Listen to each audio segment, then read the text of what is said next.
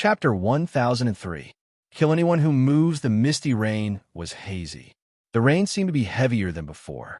When the raindrops hit the ground, they formed a white mist. "Your Excellency, do you want me to teach them a lesson?" asked one of the demon sovereigns. These Yao emperors were truly shameless. Black Dragon had already given them so much face, yet they still wanted to oppose him? If such people were not taught a good lesson, they would really go against the heavens. Your subordinate requests to battle. Your subordinate requests to battle. More and more demon sovereigns stepped forward. As far as they were concerned, the three Yao emperors didn't have any real ability. If they really were strong, the half-beasts wouldn't have cowered in a place like Mount Biluo for so long. This was their chance to show off in front of Black Dragon. None of them wanted to let this opportunity slip through their fingers. However, Black Dragon simply waved them off, then took a step forward. "All of you stay here. Without my orders, none of you are to attack." The demon sovereigns retreated. They didn't have the guts to disobey Black Dragon. At the same time, Black Dragon pursed his lips and looked at the three Yao emperors. "I'd like to see for myself whether or not the three Yao emperors' fusion technique is as powerful as the rumors say. Please." With a wave of his right hand, spiritual pressure appeared. When the three Yao emperors sensed this spiritual pressure, they couldn't help but frown. On their way to the beast region, they'd sensed a powerful spiritual pressure. They hadn't expected the owner of this spiritual pressure to be Black Dragon himself. "It seems we won't be able to hide our strength any longer." The handsome deer emperor smiled with a sharp look in his eyes. From the spiritual pressure released by Black Dragon, they knew that if they didn't use body fusion, they wouldn't even have the qualifications to fight him. Fusion technique. The three Yao emperors had developed and created this spiritual technique. It required a high level of tacit understanding between the users. Whether it was the frequency of their breathing or the fluctuations of their spiritual energy, they had to be exactly the same. Only the three Yao emperors, who'd been with each other since childhood and had worked together for tens of thousands of years, could truly accomplish this. You still want to hide your strength at a time like this? Only you could think of something like that. Among the three people, a burly man who was at least 2 meters tall and wore an animal skin coat couldn't help but tease. This person was also the bear emperor of the three emperors. "But how long has it been since we last used body fusion? We can't afford to make any mistakes." "Brother Xiong, you should say that to yourself. If there's really a problem, it's definitely because of you." The only female among the three emperors pursed her lips and smiled faintly. She was petite to begin with, and in front of the bear emperor, she appeared even more petite and adorable. She always had a harmless look on her face, but she had a speed that ordinary people couldn't match. The Sparrow Emperor. That was her title. Hearing the Sparrow Emperor's words, the bear emperor scratched his head embarrassedly and smiled. The handsome deer emperor also interrupted their conversation at this moment. "Let's not talk about it anymore. It won't be good if our distinguished guests wait too long. However, Big Brother Bear, you must control yourself when the time comes. If the body fusion fails midway, then we will all die here." The bear emperor's expression darkened when he heard this. He knew very well that there was a chance of failure if he tried to enter the clan now. If they failed here, only death awaited them. "Damn it, you brat. It's really hard to return a favor." The stocky bear emperor couldn't help but curse. However, his gaze suddenly sharpened.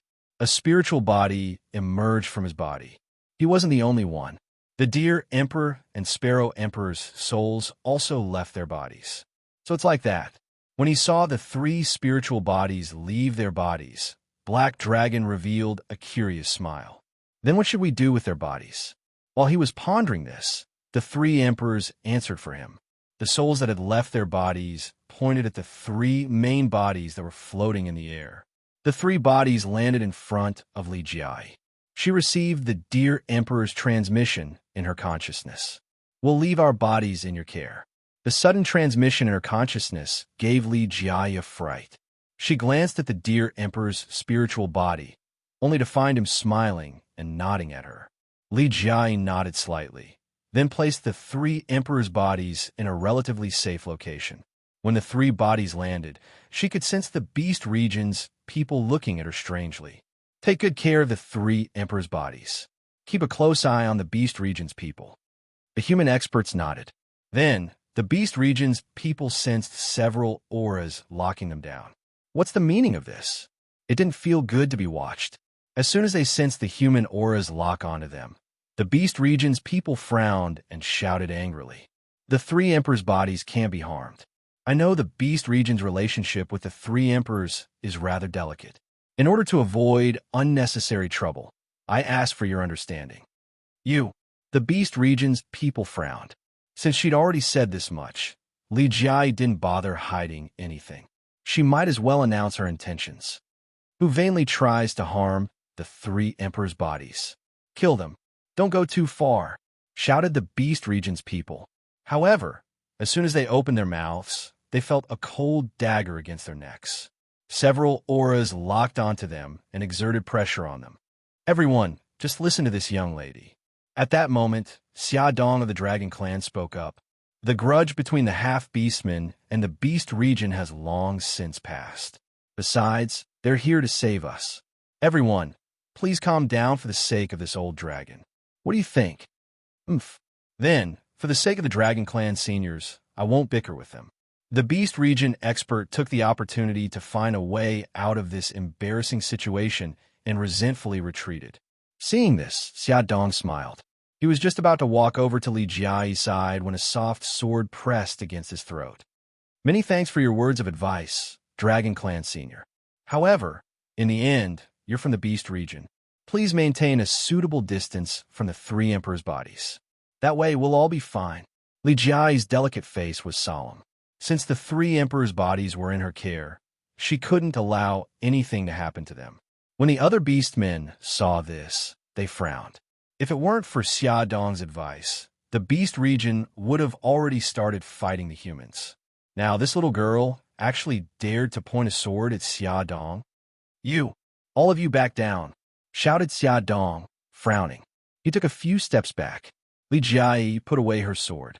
Even though she was facing the enmity of the entire beast region, she still spoke in a tone that was neither servile nor overbearing. Many thanks for your understanding, Senior. Chapter 1004. The three emperors might up in the sky. Raindrops pierced through the three Yao emperors' souls and fell to the ground. Their eyes were tightly shut, and they stood in a triangular formation. Off in the distance, Black Dragon rested his chin on his hands, subconsciously glancing over at Li Jia and the three Yao emperors. They'd left their main bodies for someone else to look after. Clearly, once their souls left their bodies, their main bodies wouldn't be threatened. Yet they'd so brazenly revealed such a huge flaw. Weren't they afraid? Black Dragon shook his head and chuckled. He naturally wouldn't touch the Yao Emperor's bodies. He was still looking forward to fighting them after they'd combined. Buzz! At that moment, a faint white dot of light suddenly appeared among the Yao Emperor's three souls. Like silk threads, their souls converged on that dot of light. Everyone, including Gu Li and the others from the beast region, watched in astonishment. Souls condensed. The three souls, which were originally not one, actually condensed, and after condensing, a new soul body was born. Gradually, spiritual pressure began to emanate from the souls. Black Dragon's eyes lit up with excitement as he gazed at the newly formed souls. What a genius idea! His tongue lightly licked his lips, and his powerful palms seemed to be rubbing them nonstop. Others might not be able to see through this, but with his vast knowledge, he could. What a genius idea this was. In the eyes of outsiders, every person's soul was unique. But the three Yao emperors had defied common sense. In a completely ethereal state, they'd separated their souls and reformed them at the same frequency. So long as they succeeded, their soul power would triple that of an ordinary person's. Naturally, their soul power would allow them to look up to any existence. Genius! This is truly a genius idea. Black Dragon stood in place, muttering incessantly.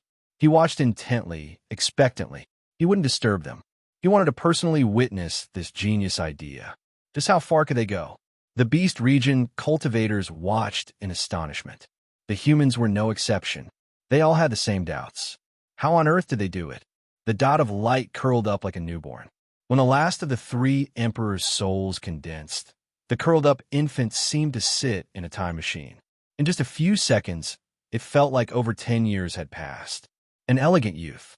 The young man was wearing a white robe, or rather, the pure white of his soul body made people think that he was wearing a white robe. His eyes shone with a sharpness that could see through all things. Geniuses, you guys are geniuses. Standing on the ground, the black dragon laughed maniacally. Right now, the blood in his body was boiling. He desperately wanted to fight this newly born soul. You flatter me, Lord. The new soul inherited the dear emperor's modesty and politeness. Your name? Truth be told, we siblings have never thought of a name for it. However, since it is a soul refinement process, we will call it Soul, said the youngster with a chuckle. At this moment, after learning the youth's name, Black Dragon's feet exploded with violent power. In an instant, the 100 meters of ground beneath his feet crumbled as his right fist, which was condensed with spiritual energy, blasted out. He didn't hold back at all. He wanted to use his strongest power to deal with this newborn youth. This was the respect one should have for their opponent. So strong. Go Yuzhan couldn't help but exclaim. This was the first time he had seen Black Dragon use his full strength. That power made his scalp go numb. Strong. This was the truest call from the bottom of his heart. The others on Dragon City's side also clenched their fists, their gazes fixed on the soul body in the sky. He was very calm. Even though Black Dragon's fist was about to land, the soul body youth leisurely stretched out a finger. One finger. Just one finger. His finger gently pressed against Black Dragon's fist, stopping there for a few seconds. Boom! A powerful shockwave radiated from the soul youth's finger and Black Dragon's fist. The violent shockwave made it so that no one could open their eyes. Boom! A loud boom resounded. When the shockwave dissipated, everyone saw Black Dragon crash to the ground, blood flowing from his mouth. Lord! Black Dragon reached out to stop the demon sovereign. At the same time, he wiped the blood from the corner of his mouth, his eyes flashing with even more excitement. You are worthy of being my opponent. Thank you for your affirmation, Lord. The soul youth smiled back, neither servile nor overbearing. Boom! Black Dragon landed on the ground and charged at the soul youth once more. To everyone's astonishment, Black Dragon, who'd plunged the entire 3 realms into despair, couldn't even get close to the soul body.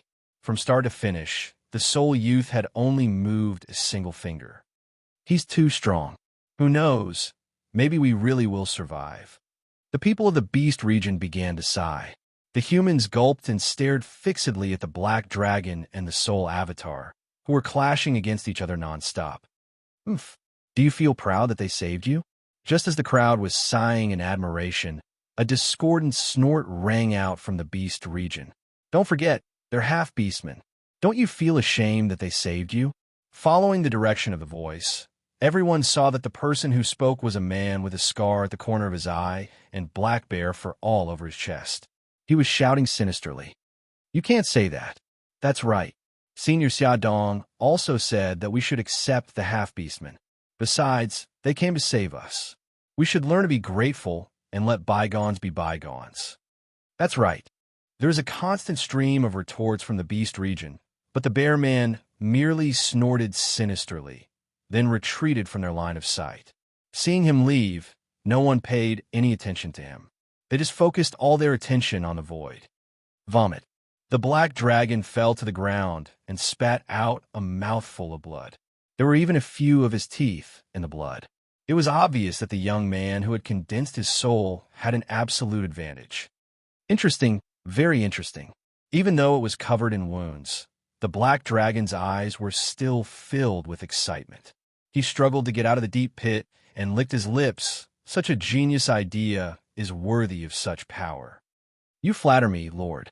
The youth maintained his elegant and courteous appearance as he said, My lord, you should also feel that you are not a match for us. You should let go. The territory outside the immortal region is already enough for you demons to thrive. Leave the beast region to the humans and beasts. Oomph. Let's talk about this later. I haven't fought to my heart's content. Blowing his nose, Black Dragon laughed heartily and charged forward with berserk strength. The soul body sighed helplessly, then stretched out a finger. He froze. The spirit-bodied youth suddenly froze on the ground. His condensed soul also felt like it was about to break apart. Immediately after, he looked at the demon emperor's body. Chapter 1005. The bet and the pressure. By the time Black Dragon sensed the abnormality in the soul form, he could no longer retract his fist. The fist landed on the soul body's chest with a loud bang. The soul body, which was already crumbling to pieces, disintegrated into 3 souls with this one punch. The scattered Yao Emperor souls all revealed pained expressions, especially the Bear Emperor. His soul was already on the verge of dispersing. Black Dragon paid them no further attention. Instead, he turned his scarlet eyes to Dragon City. Just who did this? He was furious. Of course, he wasn't angry because he'd suffered at the hands of the soul form youth. Rather, he was furious that someone had forcefully ruined his fun. Enraged, Black Dragon reared his head back and roared. However, as soon as the soul form showed signs of abnormality, Li Jia looked at the 3 emperors' true forms and saw that the brawny bear man who'd spoken rudely earlier had somehow arrived in front of the 3 emperors. His bear paw had pierced right through the bear emperor's chest. There was no point in bickering over who'd let him in. Besides, Li Jia couldn't blame the human experts. Even she'd been distracted by the battle between the 3 emperors and Black Dragon. Besides, the 3 emperors were trying to save all of them. No one could have imagined that someone would actually do such a thing. Drag him away, Li Jia roared. It wasn't just the human experts. Even the people of the beast region charged forward. This guy, he'd harmed everyone.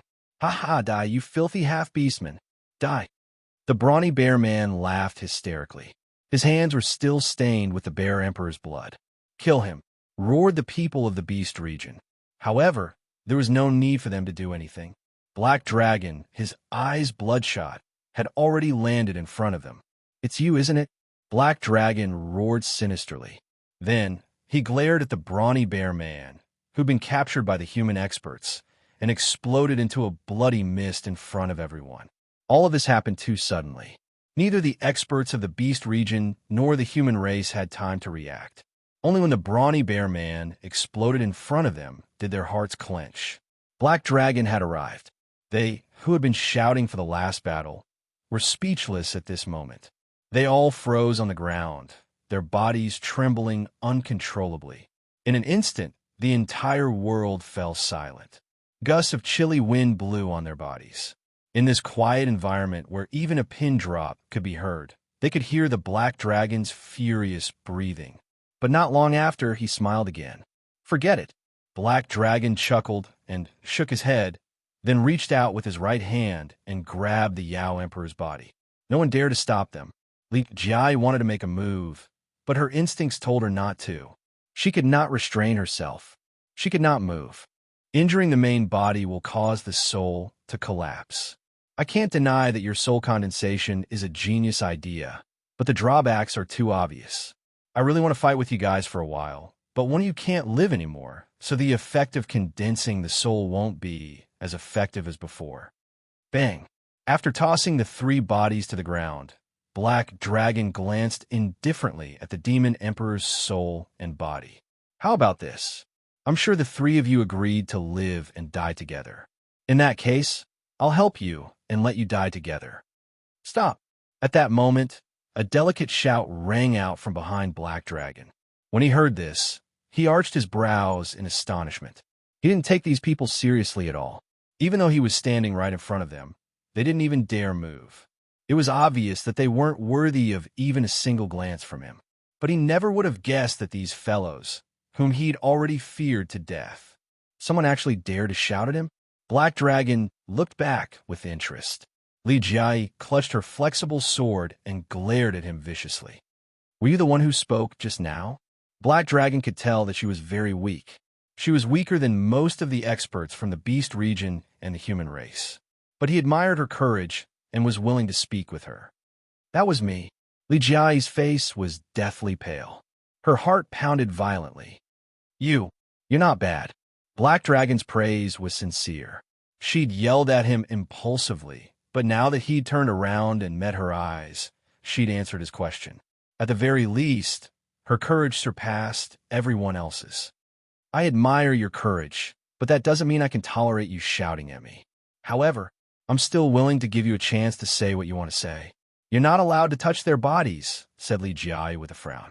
Are you giving me orders? Little girl, I really don't like your tone. Black Dragon's expression suddenly darkened.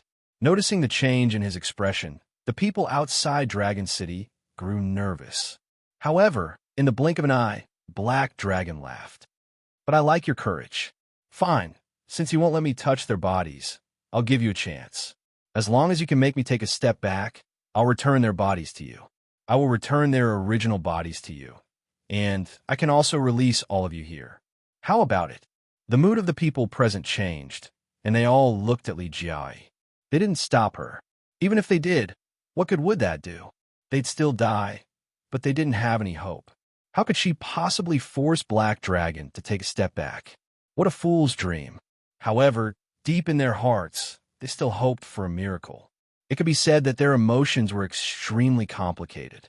It was so complicated that even if they were asked to express their own feelings, they wouldn't be able to. Countless lives weighed down on Li Jia's shoulders. The pressure on her increased exponentially. She couldn't help but think of that smiling boy, no matter what time it was. Yi Zichen. He was the first person she thought of. So the burden on your shoulders has always been this heavy. Li Jia couldn't help but mutter to herself. Then she recalled that he died in the lightning tribulation. The way she saw it dying, wasn't that a good thing for him? At the very least, he'd lost that crushing burden. Dying would be easier. Just like now, countless lives weighed down on her shoulders. Fine, I promise you.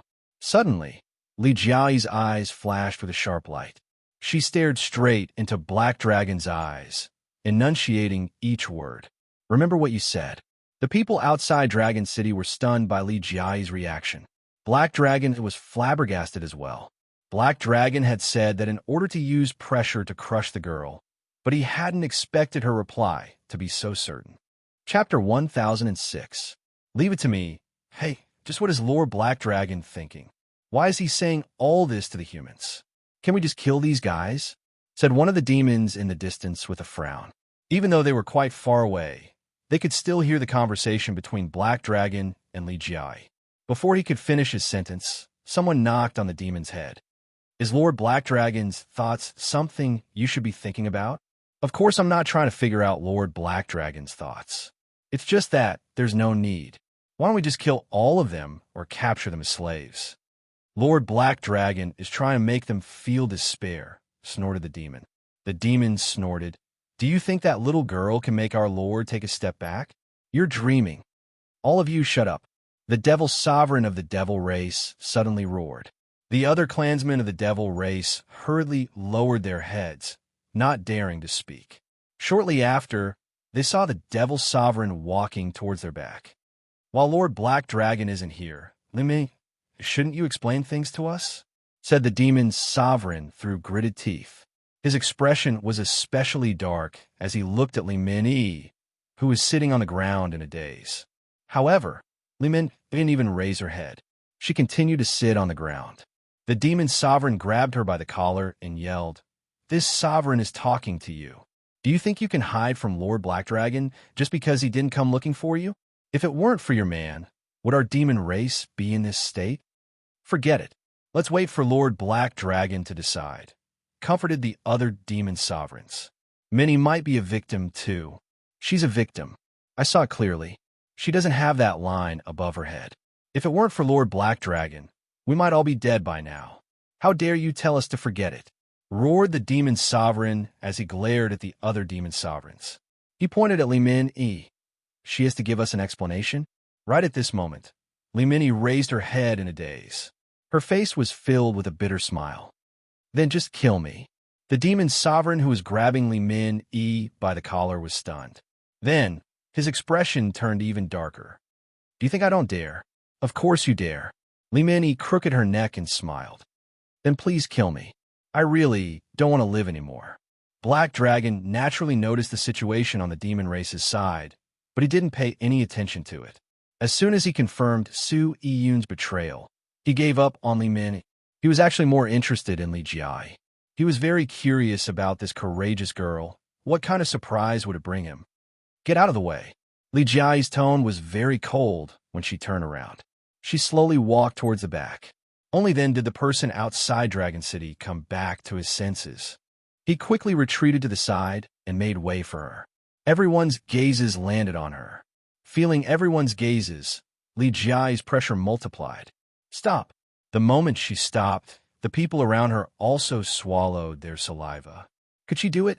Even if they felt that Li Jia's chances of repelling the Black Dragon were slim, they still held hope in their hearts. However, amidst their anticipation, they couldn't help but think back to that bear. If it weren't for him, they would have long since been saved. Because he'd robbed them of any chance of survival, the others also hated the entire bear clan. However, even their own clansmen couldn't help but hate that fellow. In the face of life and death, everything was selfish. There were no clans here. They only selfishly believed that it was that fellow who'd forced them onto a path of no return. However, they still had hope. That hope was Li Jia. Countless gazes fell on Li Jia. She, who was behind them, felt the pressure that made it hard for her to breathe. Taking a deep breath, he discarded all the distracting thoughts in his mind. Little girl, how much more time do you need to prepare? If you keep dragging things out, you'll be the one to suffer. In the distance, Black Dragon smiled calmly. When she heard the urging behind her, Li Jia turned around.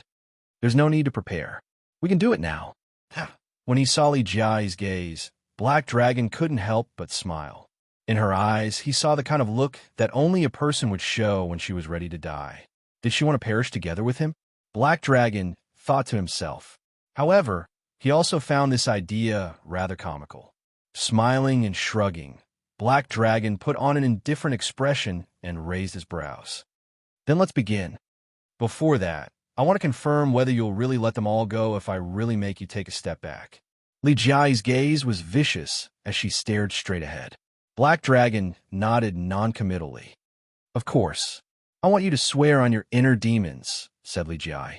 No problem. Black Dragon smiled and nodded. Then he closed his eyes devoutly and said, Chioan, swear on my inner demons that if the girl in front of me can make me take a step back, I won't kill anyone here anymore. If I go back on my word, may the heavens and earth smite me. With that, a ray of gray light burrowed into Black Dragon's forehead. The oath was complete. Little girl, you can rest easy now, right? Black Dragon opened his eyes and smiled. Li Jia nodded slightly. When she saw that Black Dragon really swore on his inner demons, she completely relaxed. Her eyes shone with determination. Jia, the third elder of the 100 Flowers Gate, suddenly cried out. Could it be that she wanted it? Jia, no. Li Jia just smiled at the old man. At this moment, her smile was so pure, yet it made people feel as if their hearts were about to break. The image of the sea of flowers blooming flashed through her mind. Master, your disciple has been unfilial. The 100 Flowers battle technique is about to be lost in your hands. A sad smile rose from the corner of her mouth, and spiritual power was released from her body. Faint black spiritual power lingered around her, blowing her hair up high. She reached out with her right hand, and the mark of a rose appeared in her pupils.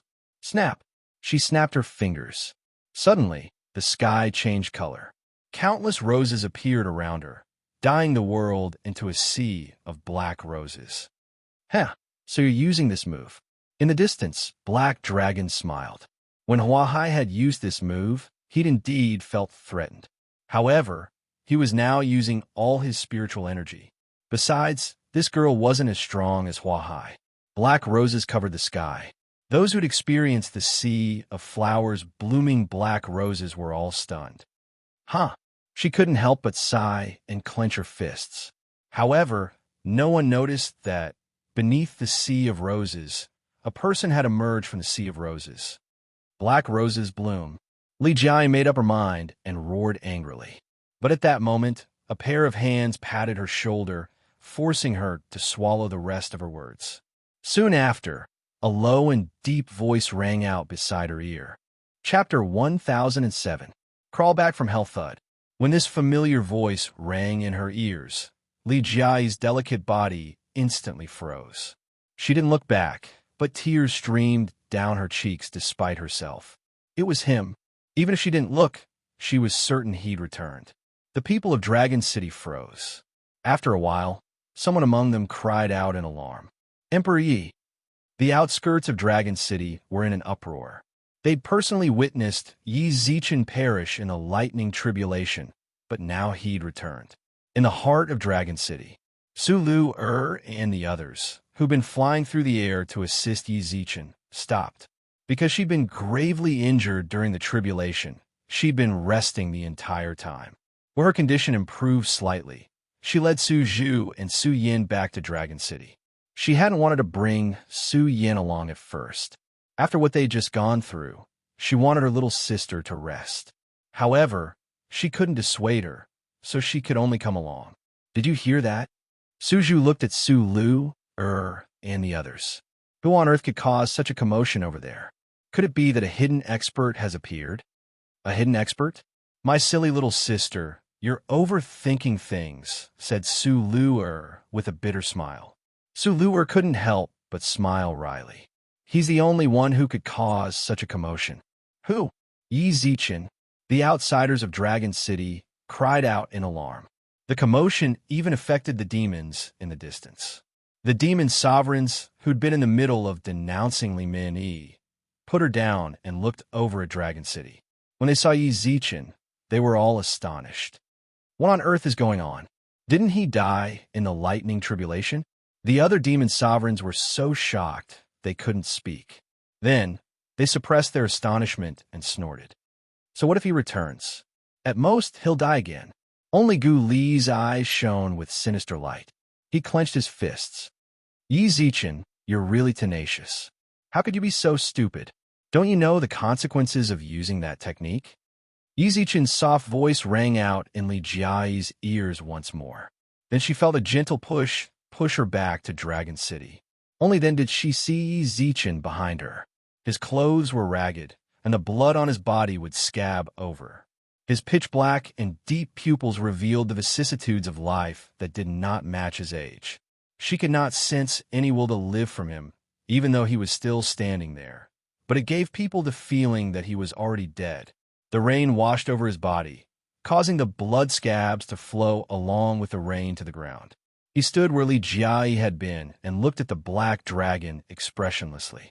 Black Dragon was astonished by Yi Zichen's sudden appearance. However, after a brief moment of astonishment, he revealed a faint smile. Emperor Yi, I thought you would die in the lightning tribulation. Looks like I've underestimated you. I'm dead, but I crawled out of hell. Yi Zichen's tone was so cold that it made people shiver. Combined with his ice-cold eyes, the chill was bone-piercing. Is that so? Then why did Emperor Yi crawl out of hell?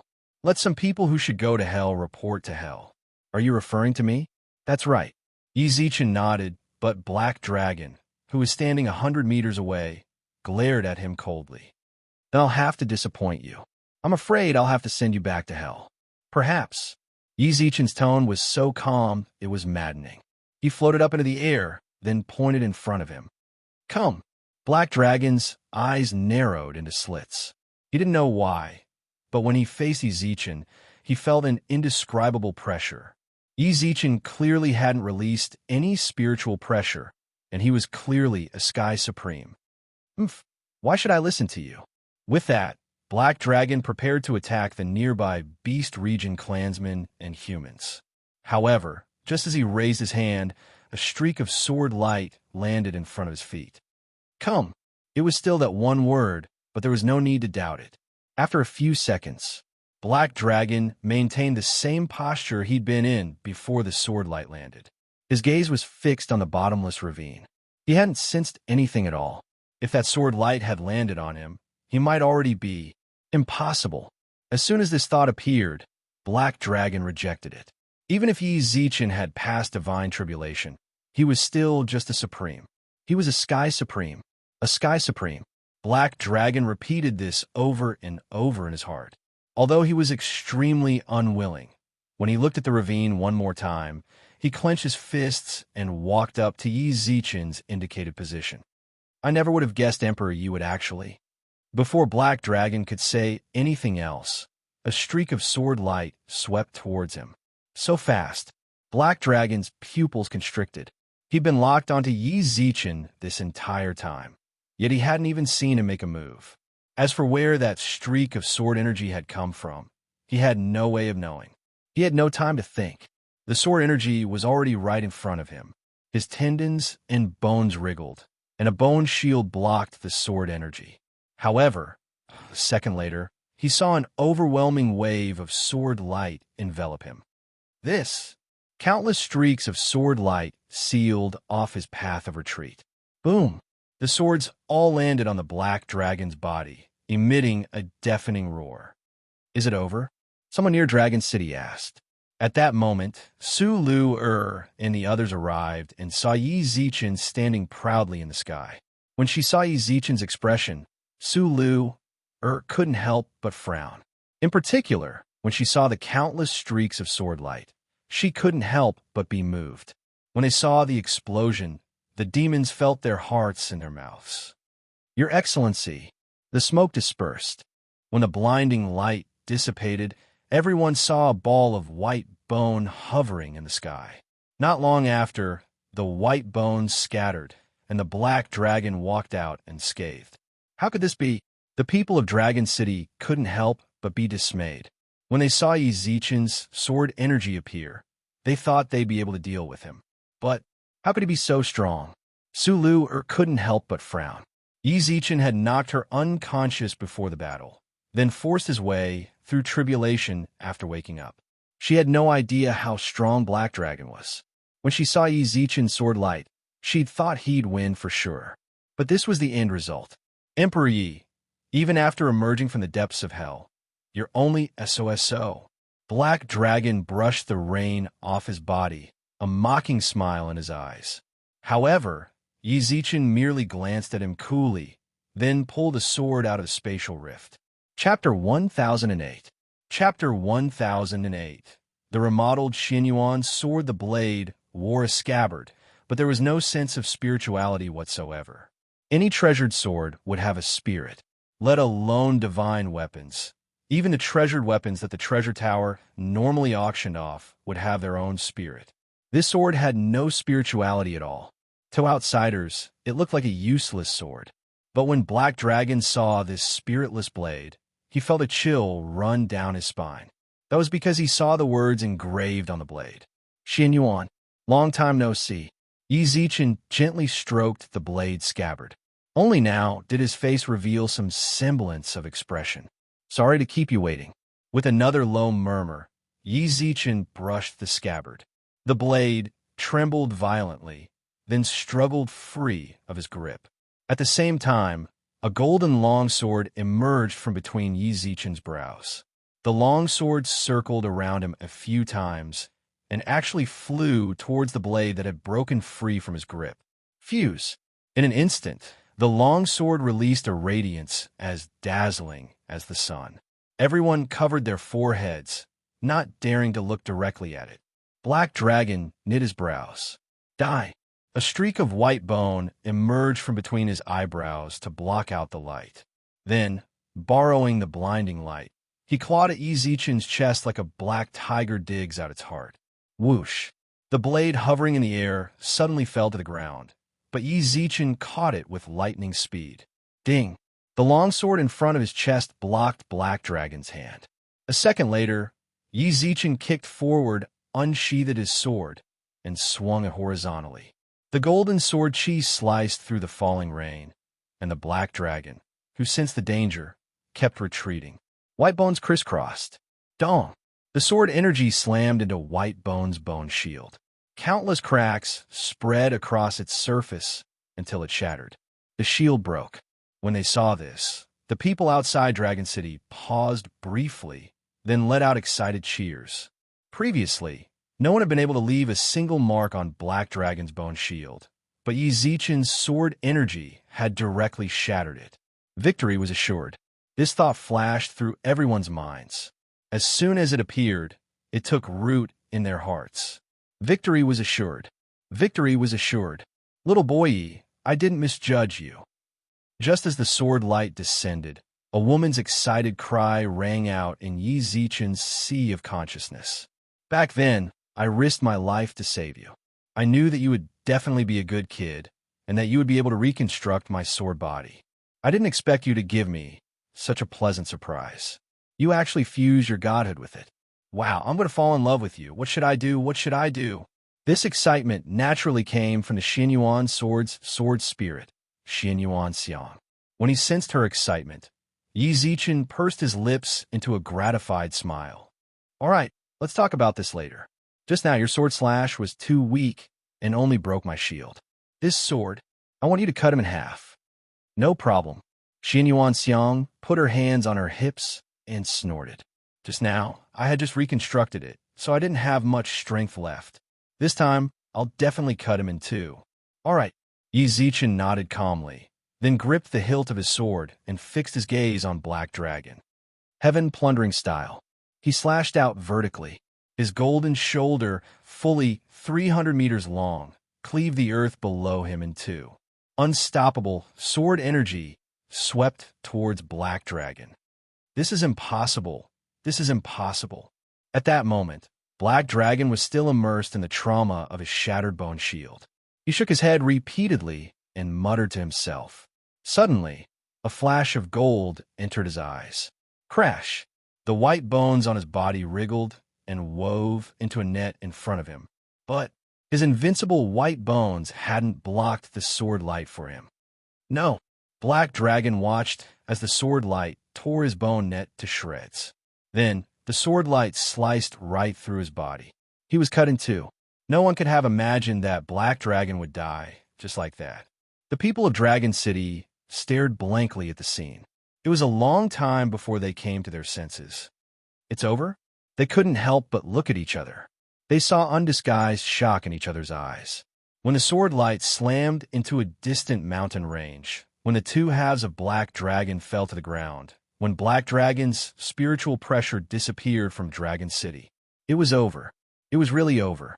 Even though there were still remnants of the demon race in the distance, as long as the Black Dragon was dead, they wouldn't be able to cause any trouble. However, they couldn't bring themselves to smile. They had lost too much for this outcome. The sacred race patriarch had fallen, and his clansmen had died in battle. In the instant that the Black Dragon died, they thought of those who had died. You can rest in peace. We have secured the future. Many people cried. Some secretly wiped their tears, and some knelt on the ground and wailed. But no matter what, after all, it was all over. As Yi Zichen watched Black Dragon die, he laughed self-deprecatingly. Talk about loss, he probably has more than anyone else. Yi Zichen turned his head indifferently.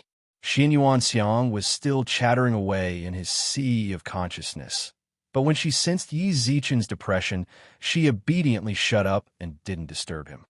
My lord, the demons roared, eyes bloodshot, then gnashed their teeth and attacked Yi Zichen. Swoosh! What greeted them were countless sword lights, and they were all cut in half. The demon race had come to an end. Run! In the distance, when Guli saw Black Dragon die, he instinctively tried to run. However, he soon discovered that the zombie progenitors were even faster than he was. How could he have gotten so strong? How is this possible? As Guli fled, the image of Yi Zichen killing Black Dragon flashed through his mind. That was a Sky Supreme Black Dragon. Just how strong did Yi Zichen have to be able to kill a Sky Supreme in one blow? Even if he was using the Xianyuan sword, there was no way he could have reached this level. He had to run. Given his relationship with Yi Zichen, staying behind would absolutely spell certain death. Damn it, why didn't the lightning tribulation kill him? Guli cursed incessantly in his heart. If only the lightning tribulation had struck him dead, then none of this would have happened. And that Black Dragon too. Why did he have to act all pretentious? Villains died because they talked too much. Didn't he know that?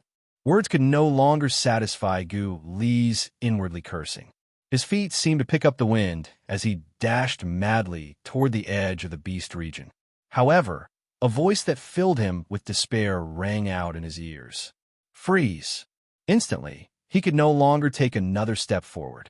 At that moment, he saw a figure in ragged clothes land in front of him. When he saw him, Ghoulie couldn't help but close his eyes. Chapter 1009. Why was he crying? The rain parted as it fell on Yi Zichen's head. Ghoulie's lips trembled uncontrollably as he looked at the indifferent Yi Zichen. Big brother Yi, your little brother knows his wrongs. Since we're family, let me off this once. I'll definitely turn over a new leaf. I know my wrongs. I really know my wrongs. Please spare me this once. If not for the body freezing art, Ghoulie would have knelt before Yi Zichen. He was truly afraid. Die.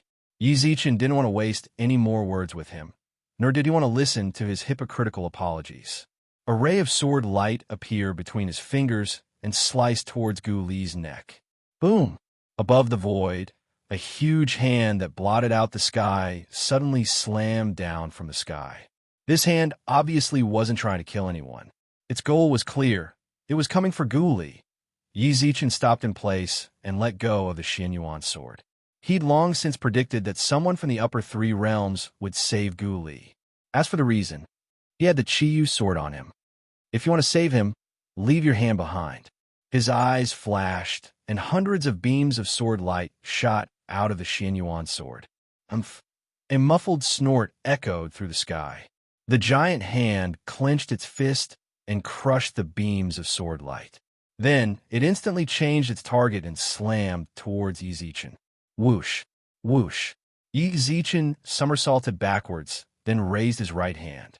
The Xianyuan sword, which had escaped his grasp, returned to him as if summoned. He gripped the hilt and brushed his fingers across the blade. Attract lightning. Rumble. A bolt of lightning fell from the sky and merged into the sword. The Xianyuan sword flickered with lightning. Thunderfall slash. The sword light, which was accompanied by lightning, landed on the sky-covering hand. However, the sword light did not cause any damage to the hand. Huh. The hand's owner seemed to be mocking Yi Zichen's ignorance. However, the next instant, the hand's movement slowed. This move wasn't meant to attack, but to paralyze him. At the same time, Yi Zichen raised the Xianyuan sword above his head. Heaven-plundering strike. All of a sudden, a dazzling golden sword light shot out from the blade, and the already paralyzed giant hand tried to dodge its sizzle. Dark red blood spurted out from his hand, and then he saw that the little finger of the big hand had already been chopped off by the sword light. Brat, I will remember you. A sinister, furious roar reverberated through the sky. Then they saw a hand grab at Ghoulie, then vanish from this world. What a pity. Despite letting Ghoulie escape, Yi Zichen didn't seem too angry. With the help of an expert, there was nothing to be angry about if he ran away. It would be impossible to kill Ghoulie in front of such an expert. He glanced at the finger below. At the very least, he made that expert leave a finger behind, right? All right, tell him to focus on recuperating when he gets back. His soul has dissipated before. If there's time, the Deer Emperor and the Sparrow Emperor can help him search for it. Who knows, they might be able to find the lost soul. He removed his hand from the Bear Emperor's chest. With Yi Zichen's help, the hole he'd pierced through his chest had already healed. However, the Bear Emperor's soul had dissipated somewhat, so he'd fallen unconscious after returning to his body. Thank you for your help, Emperor Yi. The Deer Emperor bowed gratefully. The three of them had a close relationship. If the Bear Emperor died, they couldn't imagine what that would be like. Yi Zichen reached out and helped him to his feet, then shook his head. I should be the one thanking you. If not for your help, it might have been too late even if I returned. The Deer Emperor smiled and nodded, then helped the Bear Emperor to his feet. Since Emperor Yi has returned, the Bear Emperor needs to rest, so we won't disturb you any longer. We'll take our leave first. Take care. Yi Zichen watched the three emperors leave, then turned to the battlefield outside Dragon City. Clansmen of the various clans were carrying their fallen back home. They died for the three realms. No matter what, they couldn't be allowed to remain here. They had to return their fallen clansmen to their clans. That was the only place they could rest. Emperor Yi. At that moment, he heard a woman's voice from behind him. Yi Zichen turned around and saw Li Jiai and a group of human experts standing in front of him. Jiai. Li Jiai nodded at her, then said meticulously, "We've already gathered everyone. Everyone here is a sky immortal or higher expert. Dealing with the remnants of the demon army shouldn't be a problem at all. All right, thank you for your hard work." He still looked indifferent. Li Jiai wanted to say something to him when she saw his expression. However, she forcefully swallowed the words she was about to say. Without another word, she led her experts away from the beast region. After they left, the three Su sisters appeared before Yi Zichen. Big Sister Lu Big Sister Zhu. Yi Zichen nodded at Su Lu and Su Zhu, but when his gaze fell on Su Yan, he fell silent. He could see Su Yan's loneliness and grief on her face. Images of his hand piercing Su Yun's chest flashed through his mind. After a while, he let out a long sigh. Lil Yan. Su Yan forced a smile at Yi Zichen, but her actions only made Yi Zichen feel even more uncomfortable. Compared to this, he preferred Su Yan crying. In truth, Su Yan wanted to cry as well, but she couldn't. Everything has finally come to an end, hasn't it? Su Lu broke the silence. She reached out and tousled Su Yan's hair, then smiled at Su Zhu. Little sister's tired. Lil Zhu, take her back to rest. All right. Su Zhu smiled and nodded, then grabbed Su Yan's hand. Little sister, let's go. We're going home. Home. When she heard that word, Su Yan's nose twitched inexplicably. Tears welled up in her eyes. She forcefully held back her tears, lowered her head, and left with Su Zhu. She's been like this ever since I woke up, said Su Lu as she watched them leave. That's right. Yi Zichen nodded. Sensing that his expression wasn't too good, Su Lu frowned. What's going on with little sister? I asked Lil Zhu, but she wouldn't tell me. All I saw was her holding that demon. OL 3 isn't a demon. Yi Zichen cut her off coldly. His lips twitched, and he said, You're right. Big Sister Lu I have other things to take care of, so I can't chat with you any longer. Hey, you brat. Su Lu furrowed her brows and shouted angrily. But at that moment, she saw a single tear fall from the corner of Yi Zichen's eye. Chapter 10:10. It's time to end this. Did we win?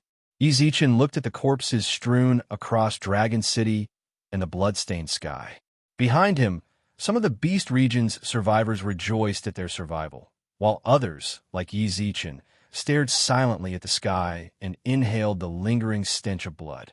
Their hands trembled uncontrollably. After countless sighs, Yi Zichen's gaze landed on Li Min-yi, who was crouched on the ground, her hair disheveled. When his hand came into contact with Li Min-yi's shoulder, a bone-piercing chill came from his fingers. Li Min-yi sat paralyzed on the ground. She looked up at him with lifeless eyes. Blood trickled from the corners of her mouth. Then she lowered her head, rubbed a diamond ring in her hand, and said nothing. When Yi Zichen saw the familiar marriage proposal, he felt as if someone were squeezing his heart and suffocating it. At that moment, he had no idea how to comfort this demon woman. My condolences. After a long while, that was all Yi Zichen could muster. Li Min-yi trembled violently, then burst into heart-wrenching sobs. Off in the distance, little Lori sat on a broken boulder, swinging her fair little legs. There was no trace of the ferocity she displayed during the bloody battle. She was as obedient as a neighbor's little sister. She was as pure as a sheet of white paper and had no other emotions. She was a man. She didn't have the complex emotions of humans. She simply knew that Yi Zichen, who'd given her candy, had told her that those guys were bad people and that she was going to teach them a lesson. Once the lesson was over, she'd be eating candy or not. Little Lori. Right at this moment, a deep call rang out in little Lori's mind. She blinked, turned around, and saw Yi Zichen looking at her. Give me candy. Whoosh. Like a gust of wind, little Lori arrived by Yi Zichen's side. She reached out and raised her head proudly, like a child. She didn't say anything, but her expression told Yi Zichen, I beat up so many bad guys. You have to reward me. Yi Zichen reached out and rubbed Xiao Lori's head, then took out a few bottles of pills and placed them in her hands. Seeing the candy she liked, Xiao Liuli smiled foolishly. She skipped away, but when she turned around, she frowned and turned back. What happened to you? Simplicity didn't mean ignorance. She could sense the sorrow permeating the air, especially from Yi Zichen. However, unlike the others, she didn't feel any desire to live from Yi Zichen at all. Yi Zichen was indeed standing there. He was still alive, but his heart was dead. Didn't we win? Little Lori blinked and asked. Yes, we won. Liuli's contribution was not small. Yi Zichen reached out and pinched her cheeks. Lori giggled happily, but before long, she frowned and asked, What's wrong? Then why are you unhappy? No, I'm very happy. Yi Zichen forced a smile. I'll give you a mission. This mission can be exchanged for a lot of candy. Jelly beans. Hearing that it was candy, Liuli's eyes lit up. Her eyes sparkled with hope as she looked at Yi Zichen and nodded like a chicken pecking at rice. What mission? Just this one sentence made her toss her previous question to the highest heavens. How wonderful! Yi Zichen couldn't help but sigh inwardly when he saw little Lori's lively appearance. Sometimes this kind of simplicity could save people a lot of trouble. Yi Zichen pressed his lips into a smile, then pointed at Li Min-yi, who sat paralyzed on the ground, still crying. Take good care of this big sister. If anyone tries to bully her, tell them that big brother Zichen wants to protect her. Got it? She's a bad person. Little Lori could tell from her aura that Li Min-yi was a demon. Yi Zichen had told her before that demons were all bad people. She didn't understand why Li Min-yi wanted to protect her now. She's different. With that, Yi Zichen took out a few dozen bottles of pills and hung them in the air. Take care of her. This is your reward. All right. Little Lori excitedly put away the pills, then ran towards Li Min-yi. However, Li Min-yi pushed her aside and stumbled off into the distance. Big sister. This was her mission. If she ran, she might lose the pills. Little Lori was frantic. She wanted to chase after her, but all she got was, If you get any closer, I'll kill you. Li Min-yi's scarlet eyes, brimming with killing intent, froze little Lori in shock. After intimidating her, Li Min-yi turned around and continued stumbling forward. From time to time, she would laugh inexplicably. Little Lori stood rooted to the ground. She pouted and scratched her cheeks. Forget it. He'd only taken care of Li Min-yi out of respect for Su-yun. Since she'd made her own choice, Yi Zichen wouldn't insist. Then, little Lori pouted and fiddled with her lips. How could Yi Zichen not see through her thoughts? I'll still give you the pills. Really? Little Lori didn't quite believe him. Really? When she saw Yi Zichen nod with certainty, she ran over excitedly and clung onto him like a koala. You're a good person. All right, come down. I have other business to take care of. Go play with Go Yuzhan. All right. She skipped away. Yi Zichen sensed her joy and couldn't help but feel envious of her paper-thin life. In the blink of an eye, his gaze grew cold and sinister. He flipped his hand and produced a seal. This seal was the Lord of the Three Realms realm seal. He closed his eyes. Instantly, the seal radiated blinding light. The light rippled outwards like a ripple, as if enveloping the entire three realms. Outside the cloudy palace of the Golden Arches, the ancestral mark on the heavenly emperor of supreme polarity's forehead flickered. This inscription was unique to his clan. It burned its blood essence in exchange for supreme power. Little brother, you're still far from it. Suddenly, a suffocating spiritual pressure erupted from the heavenly emperor of supreme polarity's body. Standing across from him, the North Pole Emperor did the same. The inscription on his forehead burned his blood essence. However, his purple robes were already drenched in blood. He retreated repeatedly. He was going to lose. Even so, the North Pole Emperor didn't retreat. He couldn't retreat either. Bang! He bent his right knee. Boundless spiritual energy instantly pierced through the ground beneath his knee, shattering the heavenly quartz ground. He had also turned into a bolt of lightning as he punched out. He'd missed. The heavenly court's immortals froze. The heavenly emperor of supreme polarity really had disappeared. However, before they could react, they saw a beam of light envelop them. This farce has to end. Chapter 10:11. The ones who judge you the light enveloped not only the heavenly court, but also the 8 ghost marshals of the underworld, who were summoning ghost kings in the immortal region. The ghost emperor and Emperor Bay Necropolis in the immortal region, which was in civil strife. The moment the light enveloped them, they couldn't resist and let it devour them. Vanish. White. Pure, flawless white. Pure light flickered incessantly in the empty space. One figure after another landed in this space. No matter who it was, they all froze and frowned at their surroundings. When they saw that their previous enemies had also appeared. Die.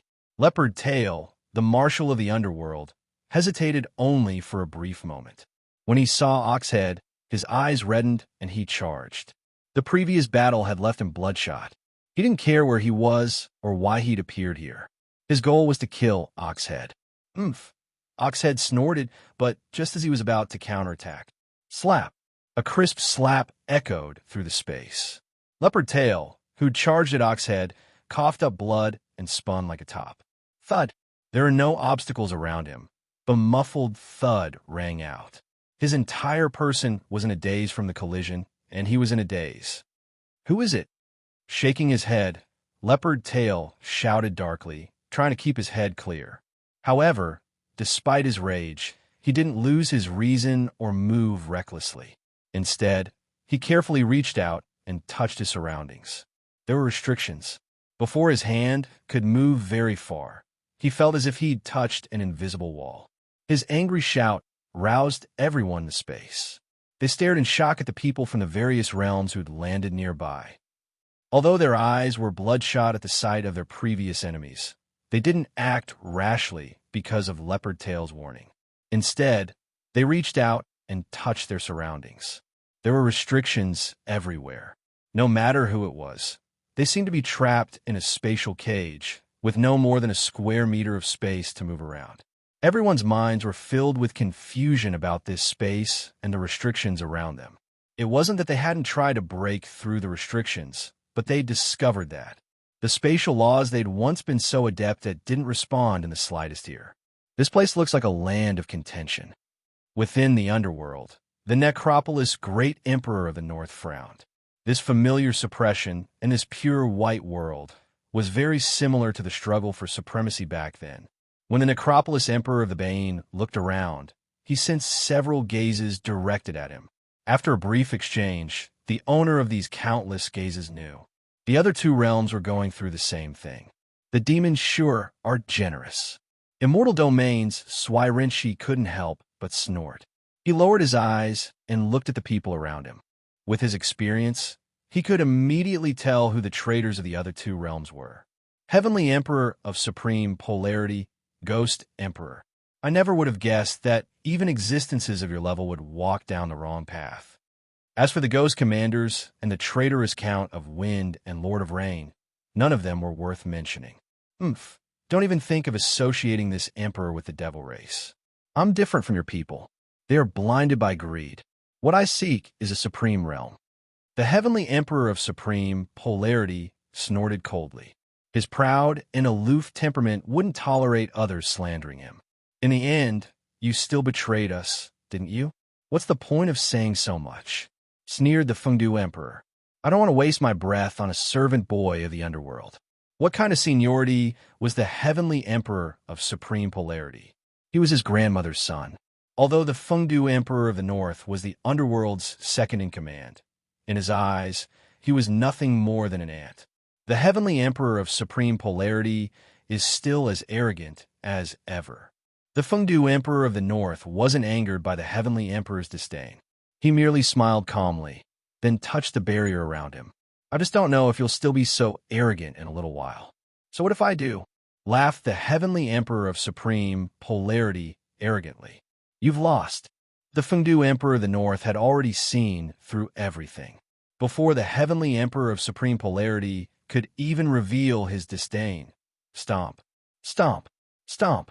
The sound of stomping footsteps carried with them a powerful penetrating force that reached everyone's ears. Everyone's attention was drawn to the footsteps. They followed the sound and saw Yi Zichen, his clothes stained with blood that hadn't dried yet. His hair was charred black, and he slowly walked out of the mist. He could have flown here.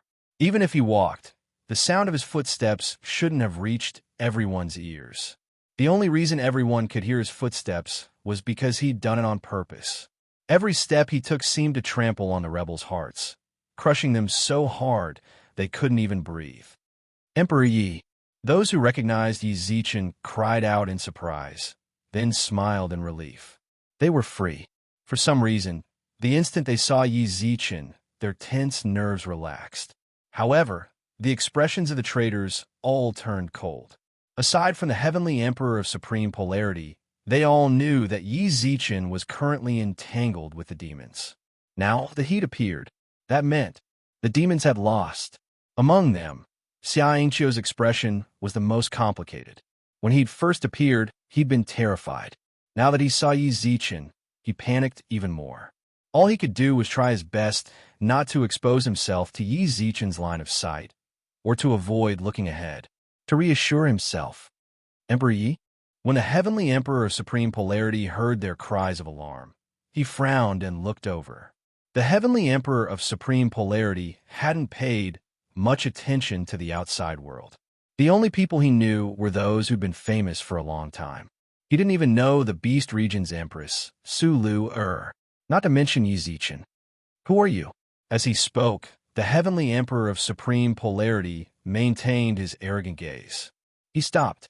He paid no attention to the Heavenly Emperor of Supreme Polarity's questions.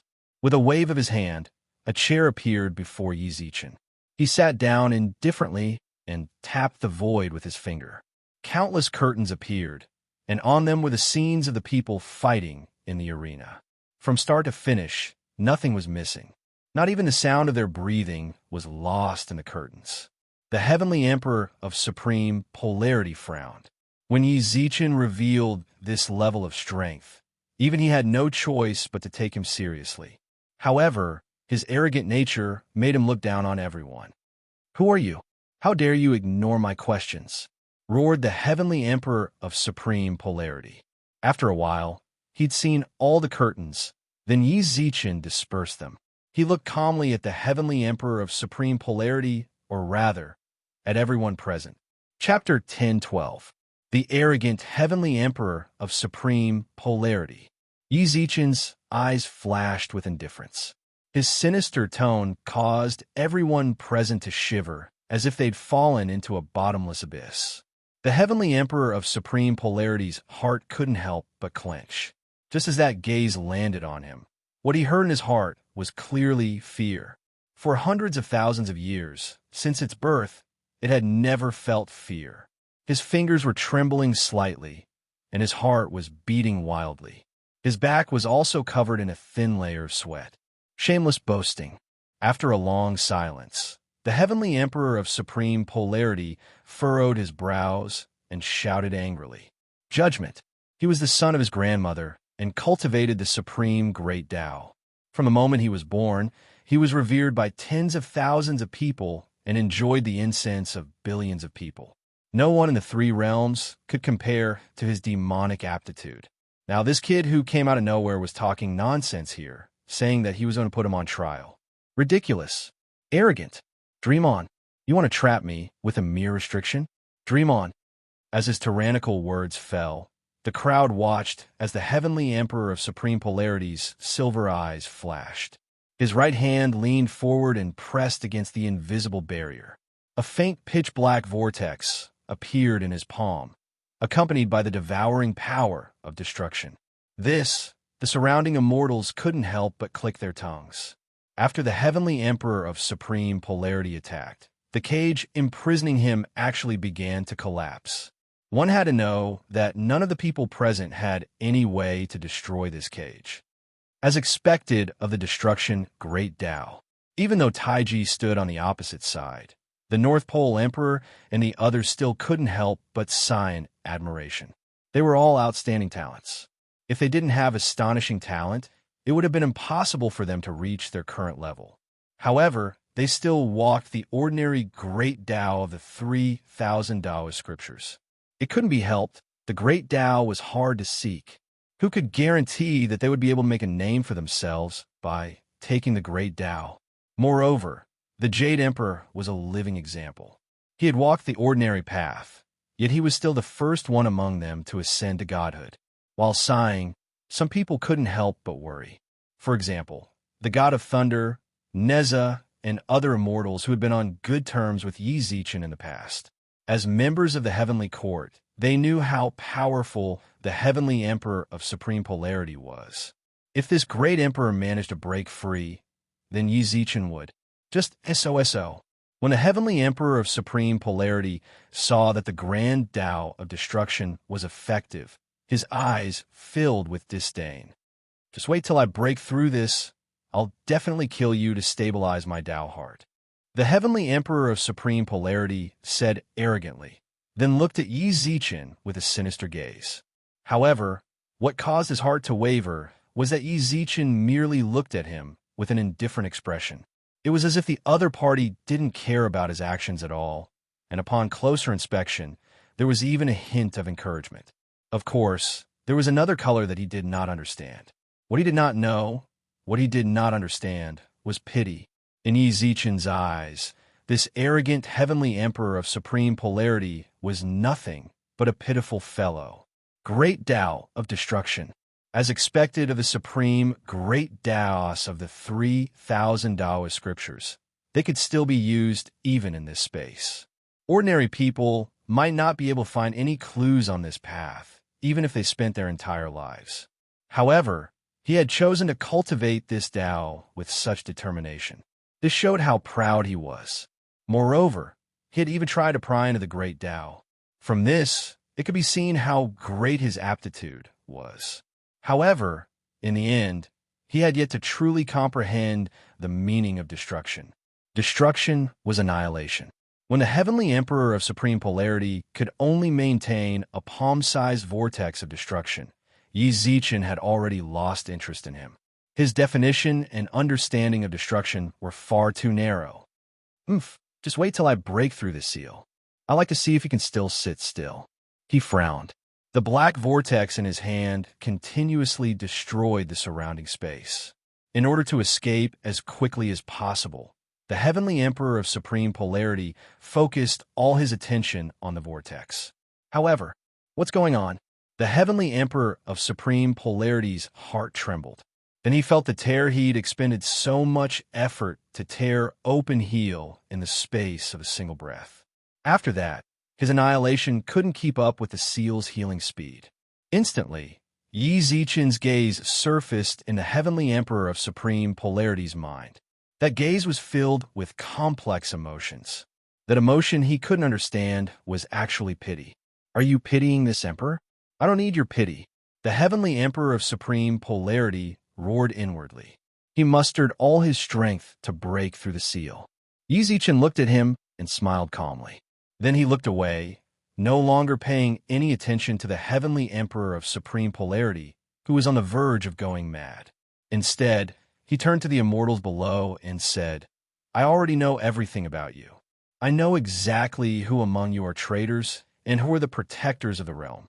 As he spoke, rainbow-colored clouds appeared above the immortals' heads. I am the ruler of the three realms, yet I failed to resolve your problems as soon as possible. This is my dereliction of duty. Now, I shall bestow upon you a stroke of good fortune. The seal around you has been lifted as well. This place will no longer restrict your movements. Countless beams of rainbow light descended, enveloping the immortals who'd bathed in blood for the sake of protecting the realm. So comfortable. Little Neza, his face covered in blood, couldn't help but mutter to himself.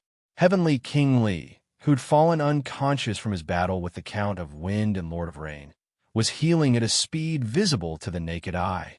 In just a few breaths of time, aside from the bloodstains on his body, there was no longer any trace of injury. That wasn't all.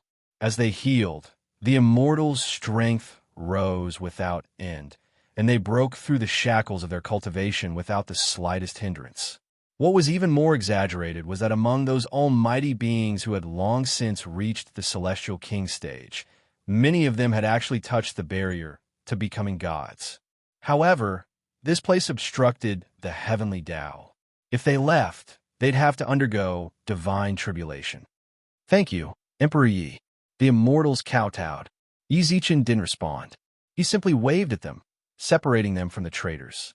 After experiencing Yi Zichen's heaven-defying methods, the once arrogant traitors couldn't help but frown.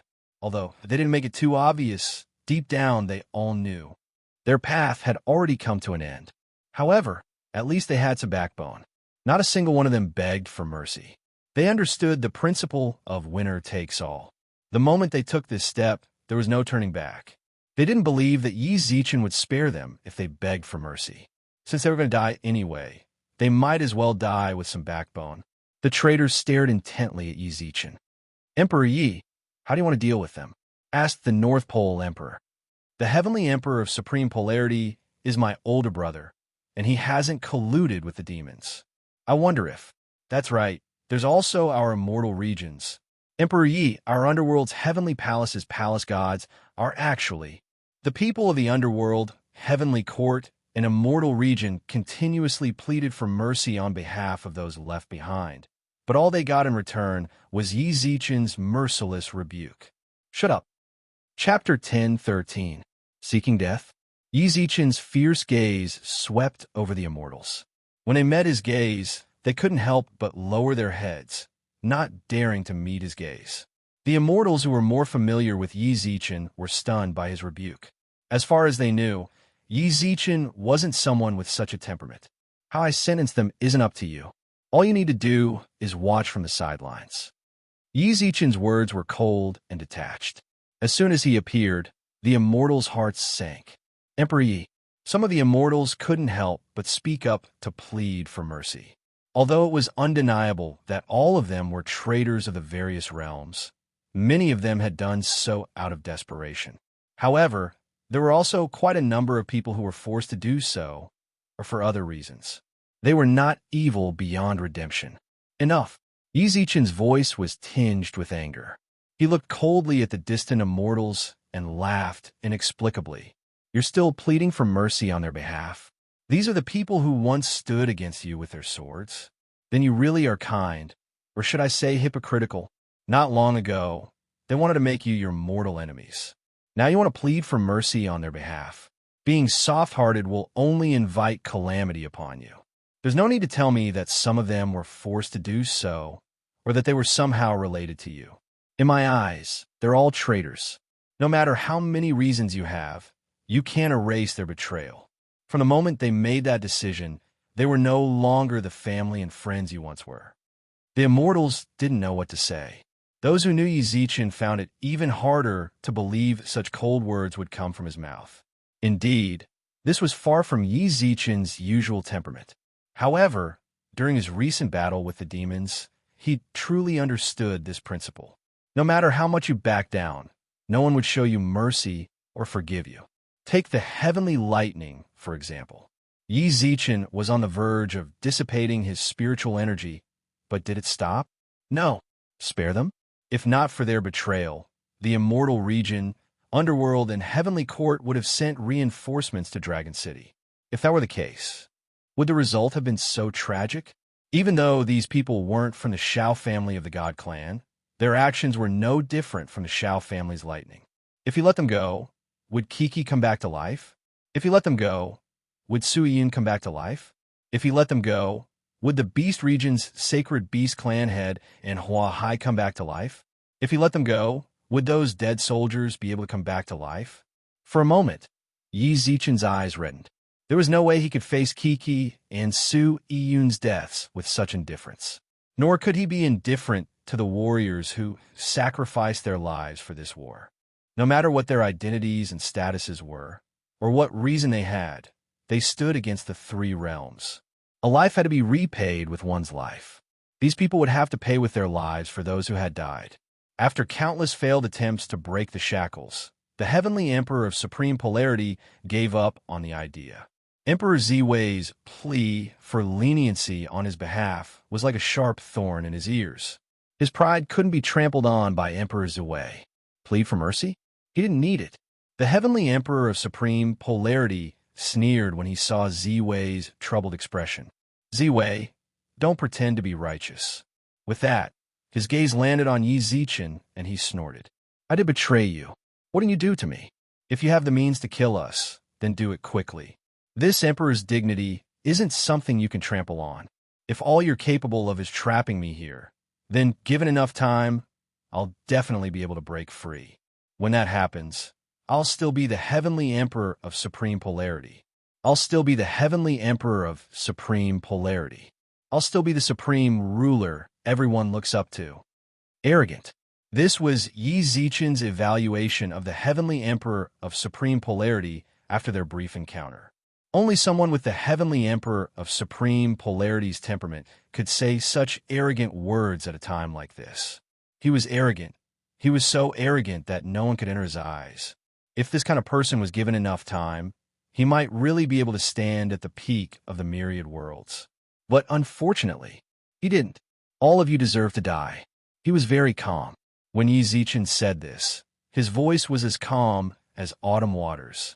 He didn't specifically name anyone to judge. Instead, he sentenced them all to death. The multicolored light condensing in the sky dissipated.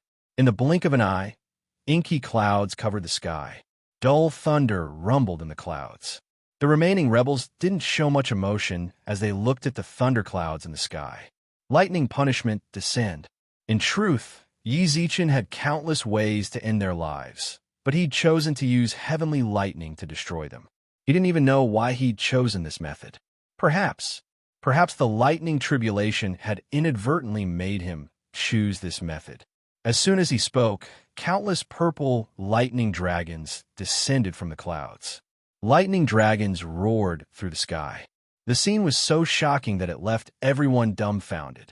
The immortals watching from afar couldn't help but close their eyes in shock. As for the traders who'd been preparing to face the lightning, their expressions were calm. As they watched, Xiangqiu the dragon race looked up and spread his arms. He had no complaints about this death. Boom! Countless lightning dragons descended, giving rise to loud rumbles. However, the berserk power of lightning remained within the imprisonment of the traders, constantly venting its might in the midst of the imprisonment. After a long while, when the lightning dragon and the confinement dissipated, the people who responded to the lightning had already fallen to the ground without the slightest trace of life. When they saw this, the immortals couldn't help but feel pained. Even more than that, they sighed with regret. They had no way of criticizing Yi Zichen's decision. All they could say was, those traders had chosen the wrong path. But very quickly, someone noticed that the heavenly emperor of supreme polarity was still standing proudly in the midst of the traders who'd fallen like autumn wheat. It wasn't that he'd withstood it. Rather, the lightning hadn't descended on him at all. What do you want? Don't even think about humiliating me. All I want is death. The heavenly emperor of supreme polarity snorted defiantly. He raised his head proudly, as if nothing in the world could make him lower his proud head. Off in the distance, the North Pole Emperor's eyes lit up. Could it be? You want to die? Yi Zichen's gaze landed on the heavenly emperor of supreme polarity. When their gazes met, the heavenly emperor of supreme polarity didn't back down in the slightest. Even more incredulous, the heavenly emperor of supreme polarity's gaze was disdainful. That's right. All I want is death. Chapter 1014. Do you know my identity? Yi Zichen ignored the heavenly emperor of supreme polarity's gaze. From the way he spoke and the way the surrounding immortals looked at him, Yi Zichen could tell what kind of person he was. Proud and aloof? That was a nicer way to put it. To put it bluntly, he was arrogant, conceited, and looked down on everyone else. Yi Zichen already knew what the immortals were up to. Whether it was subjective or objective, the heavenly emperor of supreme polarity's punishment wasn't death. Furthermore, the heavenly emperor of supreme polarity was the top existence in the heavenly court, and his grandmother stood behind him. Even if his grandmother had already transformed into heaven and earth and blessed all living things. He still couldn't do anything about it. Yi Zichen rose to his feet and slowly walked over until he was about half a meter away from the heavenly emperor of supreme polarity. As he rose to his feet, the distant immortals couldn't help but arch their brows. Although Yi Zichen appeared indifferent, they had a feeling that whatever happened next wouldn't be as calm as he appeared. You're actually different from the rest of these traitors. I know all this. In my heart, my trial for you isn't to take your life. The lightning punishment just now has already proven everything. In truth, I wanted to make you face the wall for 3,000 years as a form of repentance. Yi Zichen looked indifferently into the heavenly emperor of supreme polarity's silver eyes. His words were exactly what he'd thought. However, the heavenly emperor's reply had changed his mind. But since you're bent on seeking death, I'll fulfill your wish. His tone was still soft, but it was like a sledgehammer hammering down on the distant immortals' hearts. Death sentence. They didn't think Yi Zichen was just trying to scare the heavenly emperor of supreme polarity. Based on the heavenly emperor's cold gaze, they could tell that he really was going to be sentenced to death. That's right, he was going to be sentenced to death. Didn't the heavenly emperor want to die? Then let him die. Ha ha ha. The heavenly emperor of supreme polarity, who was still trapped in his cage, suddenly laughed. He didn't seem afraid in the slightest. Instead, he looked ahead mockingly. I'm afraid that won't do. Let him die. This might be the funniest joke the heavenly emperor of supreme polarity had ever heard since he was born. How could he order him to die so casually? What a joke. Do you know who this emperor is? This emperor is the son of grandmother. I am protected by the Grand Tao and am impervious to all techniques. I am the sovereign of all things in the world. You want to sentence me to death? Young man, your methods are indeed worthy of this emperor's attention. But you want to sentence me to death? Aren't you afraid that you'll cut your tongue? The heavenly emperor of supreme polarity's gaze darkened. Then he shrugged disdainfully and snorted. All right, since you have the ability to kill me, then please begin. This emperor would like to see whether this emperor will live or die in the end. This emperor's words are still the same. You're begging for death. If you really have those methods, feel free to use them. But if you don't, when I break out, I'll definitely take your head to solidify my Tao heart. He flung his sleeves angrily. With that, the heavenly emperor of supreme polarity turned his head indifferently, completely ignoring Yi Zichen. For him, the fact that he'd said so much was already the greatest respect he could give Yi Zichen. As for being sentenced to death, just wait to be slapped in the face. As the son of grandmother, he'd been tempered by heavenly fire and lightning since he was a child. After hundreds of thousands of years, he'd long since reached the point where he was impervious to all techniques. To him, heavenly lightning was nothing more than a tempering agent, while heavenly fire was nothing more than nourishment for his soul. Both his body and soul had long since reached the point where they couldn't be killed. Trying to kill him was a fool's dream. The other immortals were visibly moved. They hadn't expected the heavenly emperor of supreme polarity to still be so unruly and unruly. However, the North Pole Emperor couldn't help but sigh. If this were an ordinary person, his older brother would naturally be undying. But the one standing before him was Yi Zichen, the master of the three realms. Yi Zichen, son of grandmother. Yi Zichen nodded.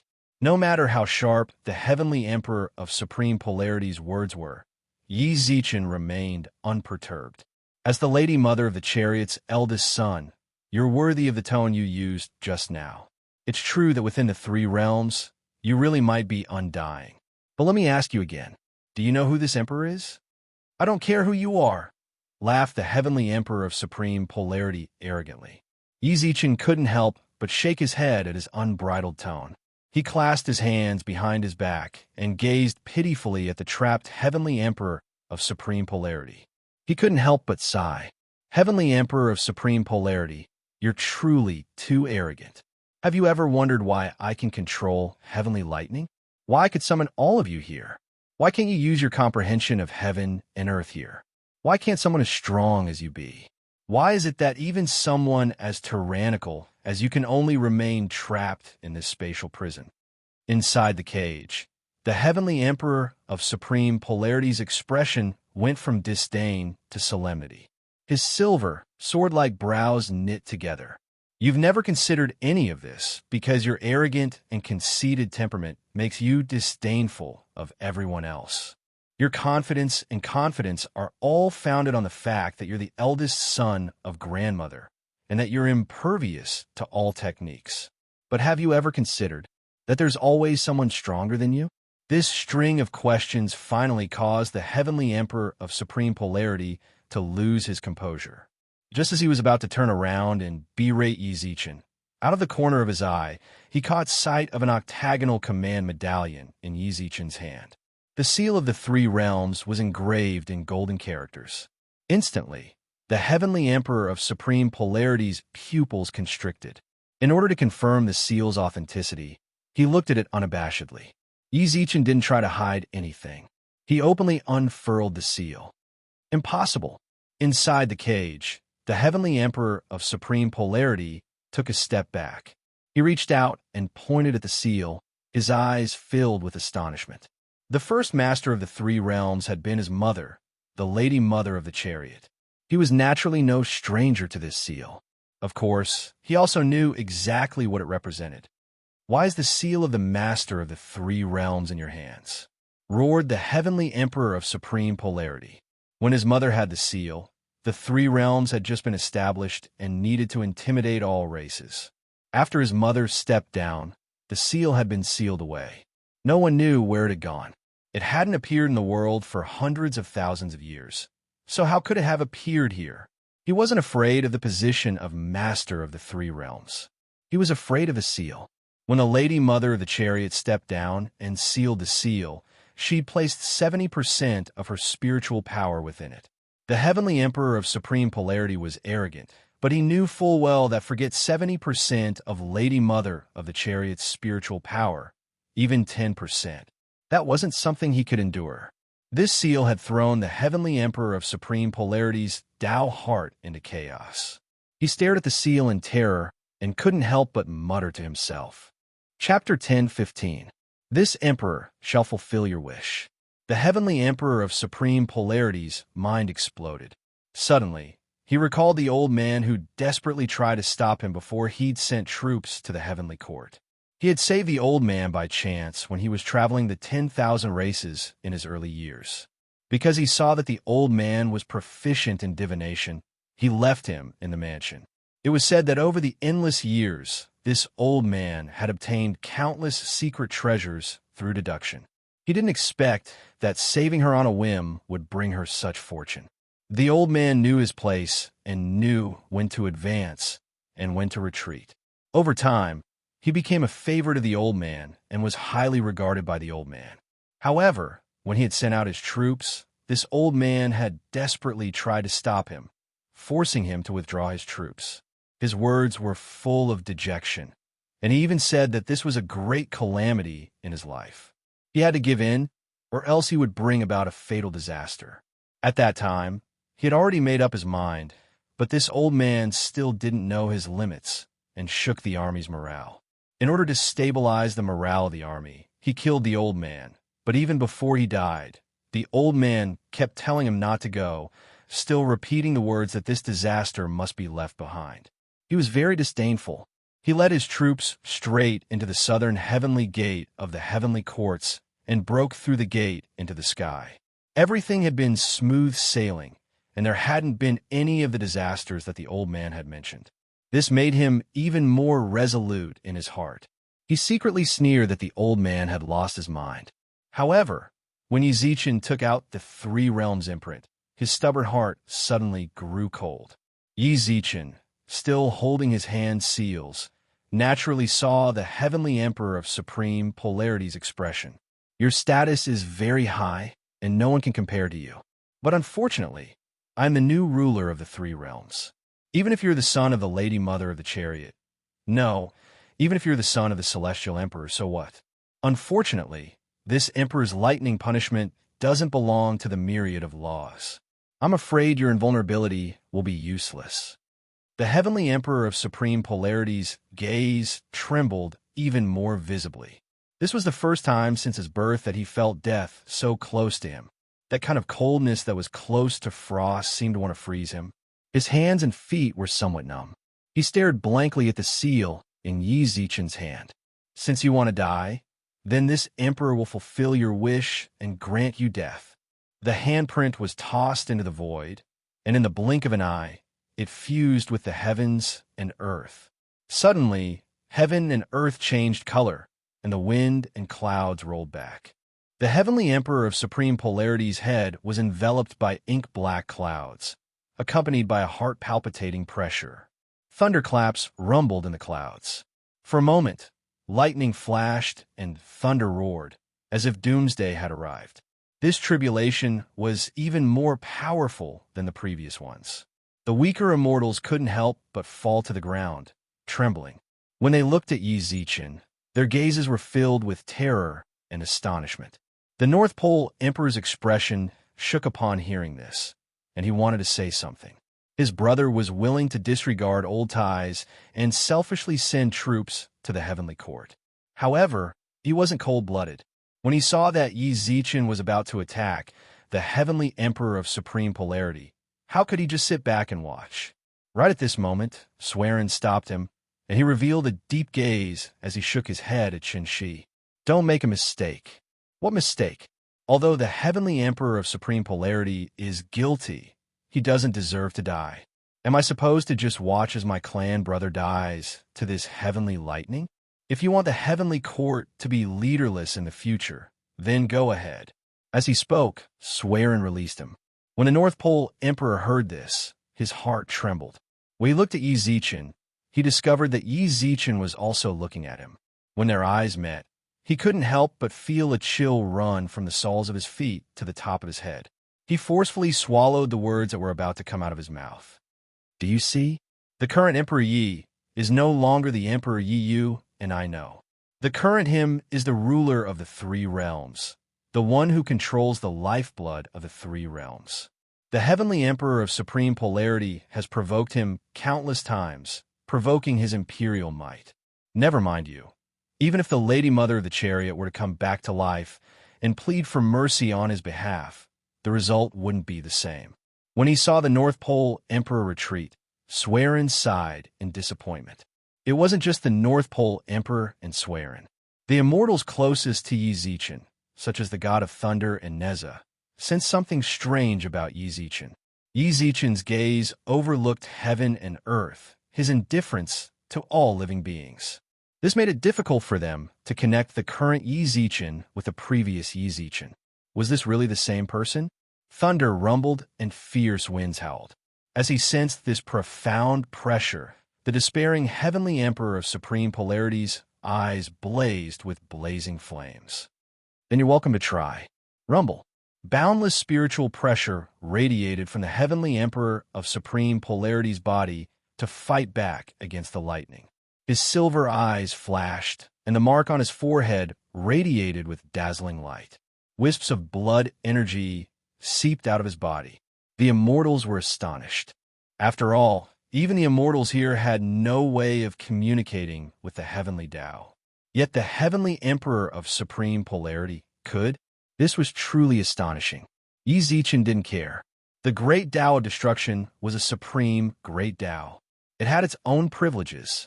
Roiling spiritual pressure howled through the air like howling winds. The heavenly emperor of supreme polarity's silver hair fell to his shoulders and his sleeves fluttered. He stared intently at Yi Zichen, his gaze unyielding. He could die, but he absolutely couldn't allow himself to die without any resistance. So what if he was the master of the three realms? So what if he had 70% of the Lady Mother of the Chariot's spiritual power? He was the heavenly emperor of supreme polarity. He controlled the lives and deaths of all living beings. His pride prevented him from lowering his head. Besides, he was no longer young. He was now a proud son of the great Tao of destruction. It was true that the Three Realms hand seal contained 70% of the Lady Mother of the Chariot's spiritual power, but he refused to believe that Yi Zichen had somehow gotten lucky and obtained a nameless scoundrel like the hand seal. He hadn't lost yet. He really did want to know just how strong the Lady Mother of the Chariot had been. Yi Zichen just so happened to give him a chance. He wanted to give it a try. He'd lived in the Lady Mother of the Chariot's shadow ever since he was a child. He wanted to let all living beings know. He wasn't the Lady Mother of the Chariot's eldest son. He was the heavenly emperor of supreme polarity. Come on. The arrogant roar was like a clap of thunder that shook the world. His silver pupils were mixed with wisps of blood, and the blood on his arms and neck exploded. His soaring heroism seemed to disperse the thunderclouds overhead. When Yi Zichen saw this, he couldn't help but sigh in admiration.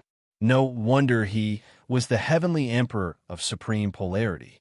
Even though he was arrogant and egotistical, at this moment, his battle intent soared to the heavens.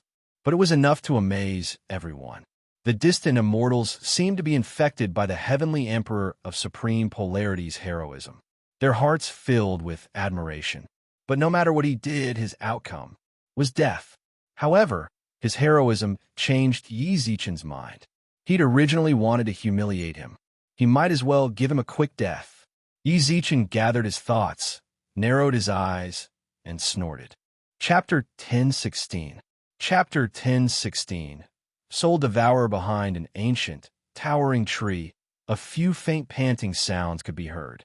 Their panting was short and thin, and it was obvious they were doing their utmost to control their breathing. I never would have guessed. After a long while, a low, sinister voice came from behind the ancient tree. Then they saw Jiangchun, still covered in blood, leaning against the tree trunk. His eyes were bloodshot as he greedily inhaled the air around him. By his side, Ho Qing was in a similar state. His entire body was drenched in sweat, and his expression was one of shock as he peered through a crack in the tree's canopy. Only Hamba sat there in a daze, as if she'd lost her soul. She didn't say a single word. The instant Yi Zichen appeared, the zombie progenitors sensed that something was wrong. When they saw him obliterate Black Dragon, they didn't hesitate at all and fled in panic. They had no clear escape route, so all they could think of was to run.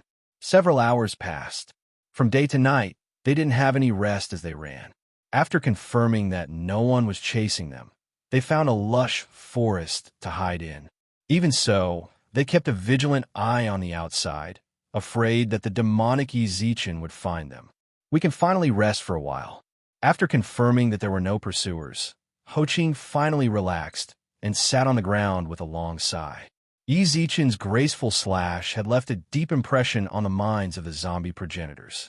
In the face of that sword strike, they couldn't summon any will to resist, and they didn't think that they could survive that sword strike. Didn't Yi Zichen die in the lightning tribulation? We saw it with our own eyes. How could he have come back? Ho Qing cursed angrily. His hatred for Yi Zichen had already reached a boiling point. Jiangchun, who'd recovered some of his strength, rose to his feet. He gently moved the grass, each as tall as a person, and peered through a crack in the ancient path. Who knows? But one thing's for sure. If we run into him, we'll definitely die. Even the Black Dragon, a heavenly sovereign, died under his sword, not to mention us. We can't let him capture us. If we're captured, we'll definitely die a horrible death. This was absolutely the truth. Back when he'd dealt with Black Dragon, he'd wanted to resolve the Three Realms conflict as quickly as possible, which was why he hadn't attacked them. Ho Qing deeply agreed. Soon after, a worried look appeared on his face. Big Brother Jiangchun is right, but no matter how we run, do you think we can escape the Three Realms?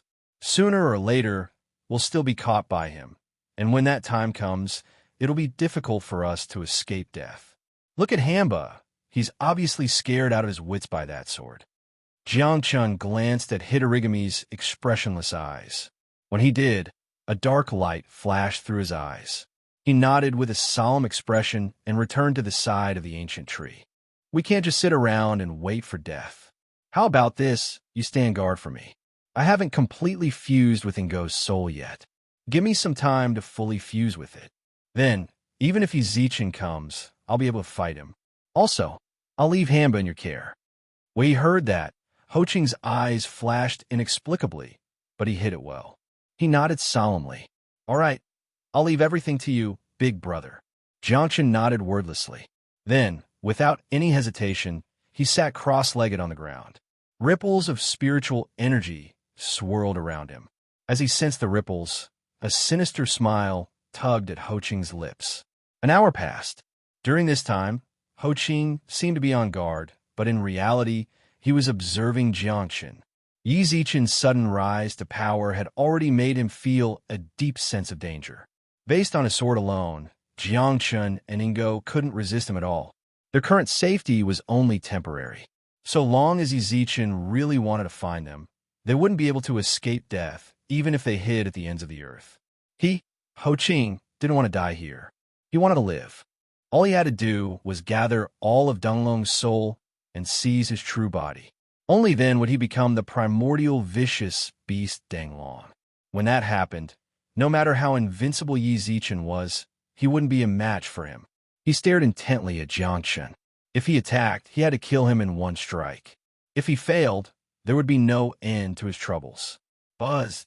At that moment, a wave of spiritual energy, even more powerful than before, burst forth from Jiangchen's body. His face gradually twisted in unbearable pain. He's condensing his soul. Ho Qing watched all this unfold. He licked his lips, then his expression darkened. "Die!" he roared inwardly. His right hand transformed into a sharp claw and swiped viciously at the top of Jiangchen's head. However, the instant he made his move, a smile tugged at the corners of the pained Jiangchen's mouth. His eyes snapped open. "Finally, I can't hold it in any longer." Cough! With a sinister laugh, Jiangchen's right hand pierced right through Ho Qing's chest. Fresh blood gushed out of the gaping hole in his chest. His expression was one of astonishment. He'd been tricked. When condensing a soul, one soul had to completely merge with it. There was no way to see the outside world. In order to make sure nothing went wrong, he'd deliberately chosen this moment to attack. Yet Jiangchen had managed to open his eyes. It was obvious he hadn't been condensing his soul at all. By now, Ho Qing was speechless. He could feel his soul being torn apart, as if it were about to be extracted from his body. "I went to great lengths to get your soul," said Jiangchen with a grin. Jiangchen grinned, then reached out with his right hand and grabbed the two souls from Ho Qing's body. "So you really did attack Hamba." Ho Qing's face was filled with terror. He struggled with all his might, but he couldn't break free. Instantly, as if he'd accepted his fate, he gave up resisting. He glared at Jiangchen and roared, "When did you start suspecting me?" "The moment I laid eyes on Hamba." Jiangchen clenched Ho Qing's soul in his palm and snorted. "Did you think I couldn't tell that Hamba was already a soulless puppet? I never would have guessed you'd be so ambitious. You swallowed Hamba's soul, but didn't fuse with it. Were you afraid I'd find out? But didn't you know I was the main body? I can't accept this." Ho Qing roared.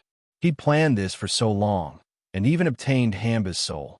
He could clearly exist forever, but Jiangchen snorted when he saw the sinister expression on the man's face. "Don't worry. It's already a pity I didn't get the beast god soul. For the sake of our shared lives, you should just obediently fuse with me." Chapter 10:17. Battle of Supreme Polarity Rumble. Muffled, heart-palpitating thunder rumbled through the sky. As soon as Yi Zichen finished speaking, a purple lightning dragon tore through the sky. From its roar, it was clear that its only goal was to kill the heavenly emperor of Supreme Polarity. Supreme Polarity 8 trigrams. The heavenly emperor of Supreme Polarity's eyes were bloodshot as he clapped his hands together. Suddenly, an 8 trigrams formation appeared beneath his feet. However, as soon as it appeared, it shrunk the surrounding space. In the blink of an eye, it shrunk to a size no more than 3 meters wide. As he watched the 8 trigrams formation shrink, the heavenly emperor of Supreme Polarity steeled his resolve and bit his lip. A drop of somewhat bewitching purple blood appeared on the tip of his right index finger. Then, together with the drop of blood, he rubbed the mark between his eyebrows. Instantly, it was as if a third eye had opened between his brows. His aura soared to an incomparable level. Soul ignition. The North Pole Emperor's face drained of color. His heart trembled. This was a secret art that belonged to their bloodlines. Both burning their blood essence and soul could increase their strength. However, blood essence could be replenished, but burning one's soul was akin to risking one's life. Even if the Heavenly Emperor of Supreme Polarity could block the lightning dragon, he'd never be able to advance a single inch further on the path of cultivation. Truly, this Emperor opened. Boom! As soon as his third eye opened, the 8 trigrams formation beneath his feet broke through the spatial shackles and expanded to a size of over 3,000 meters. He stood in the center of the formation, which revolved clockwise beneath his feet. Rise! With an explosive roar, the veins on the Heavenly Emperor of Supreme Polarity's arms bulged. His hands remained in the air as the formation passed through his body and hovered above his head. The black and white formation eyes of each side rested on his left and right hands respectively. He was really going all out. Whether it was his fear of his mother's 70% spiritual power or the chill in his heart caused by the roaring thunder dragon in the sky, he had no choice but to put his life on the line to fight against this thunder dragon. Although that was the case, all of this happened in the time it takes a spark to fly off a flint. When Yi Zichen saw this, he couldn't help but arch his brows.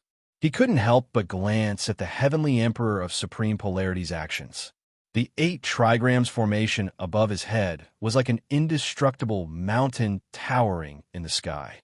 He's comprehended the grand Tao of destruction, yet he's mastered the 8 trigrams of Supreme Polarity, combining strength and gentleness. The Heavenly Emperor of Supreme Polarity's ambitions aren't small. No wonder he stagnated on the grand Tao of destruction for so many years despite his monstrous talent. If he had simply comprehended the grand Tao of destruction, he might have ascended and become a god a long time ago. Yi Zichen marveled inwardly. An existence like that was actually a great thing for the 3 realms. However, the Heavenly Emperor of Supreme Polarity was far too arrogant. He had no sense of propriety and was brimming with ambition. As a result, this joyous occasion became a disaster. We can't let him live. Yi Zichen snorted inwardly, then formed a hand seal and carved a few characters into the air. The moment the rune was completed, it left the void and rushed towards the lightning dragon in the sky, fusing with it. Those glyphs were used to strengthen the lightning dragon. If he hadn't done that, Yi Zichen was worried that the lightning dragon wouldn't have been able to kill the Heavenly Emperor of Supreme Polarity in one blow. Howl! The lightning dragon roared. As the glyphs entered its body, the lightning dragon in the sky seemed to open its eyes. The roaring azure dragon circled the heavens, its roar echoing endlessly in the air. The azure clouds swirled in reverse, as if the end of the world had arrived. When the immortals in the distance heard the dragon's roar, their faces turned as white as paper. The lightning dragon's sudden eruption stunned them. By now, they didn't even dare look at the newly opened lightning dragon. Their hearts pounded wildly. As soon as the Heavenly Emperor of Supreme Polarity erupted, they felt a boundless sense of powerlessness.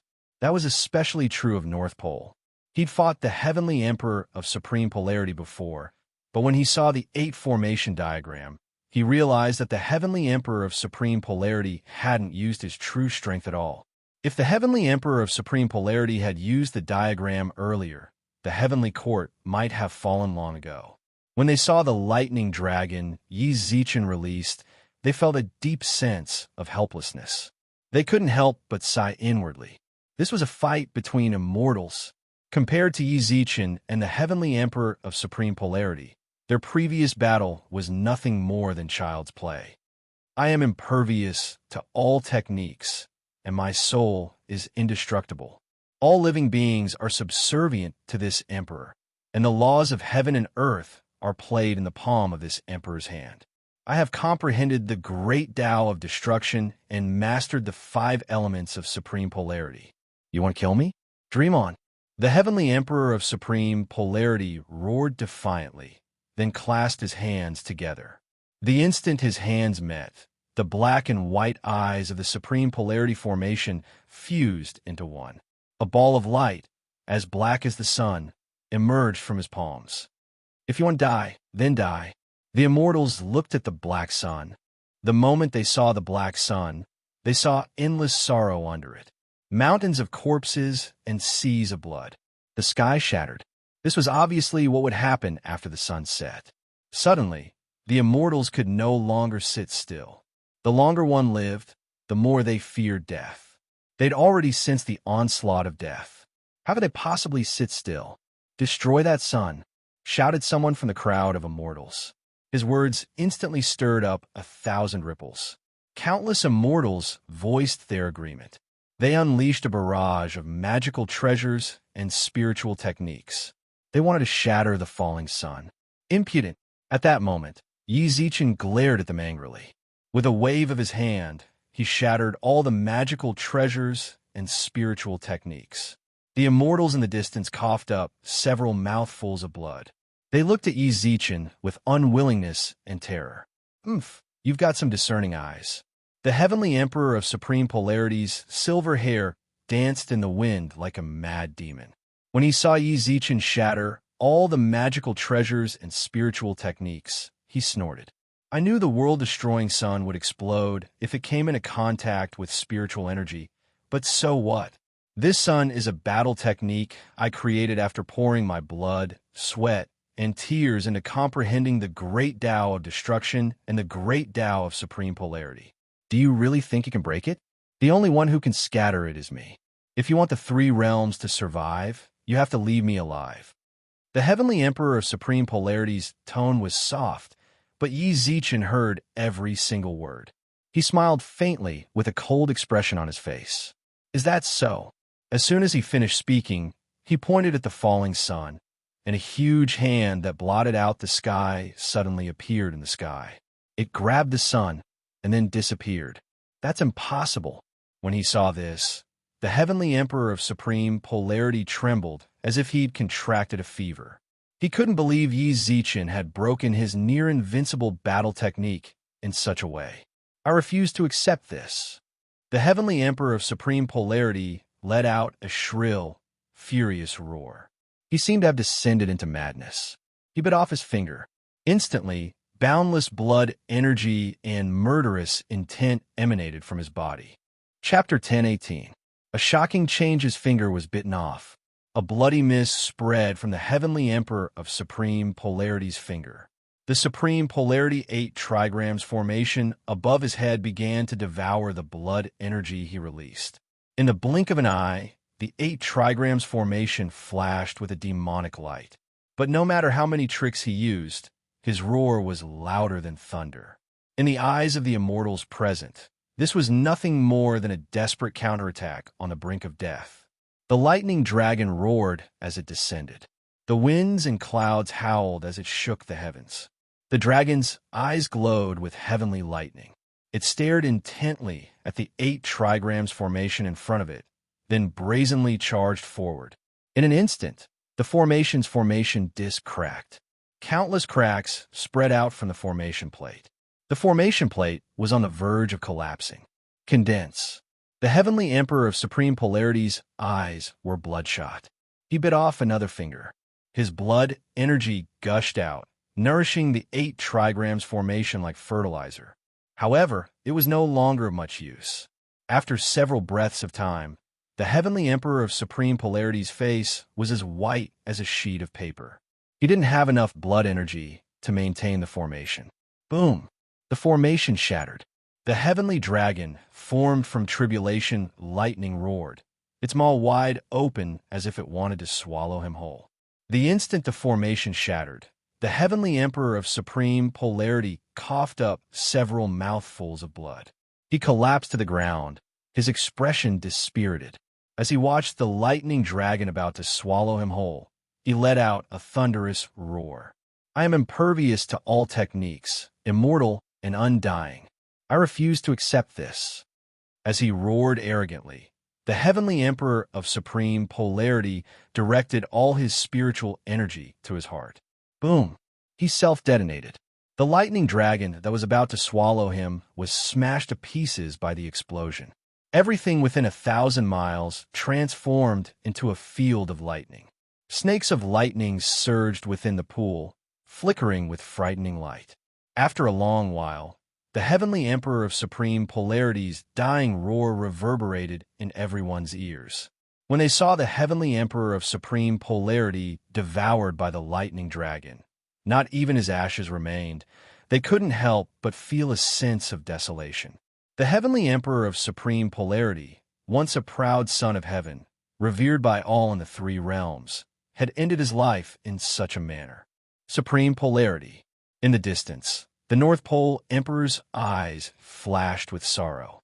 When he saw the heavenly emperor of supreme polarity's self-detonation, he couldn't help but redden.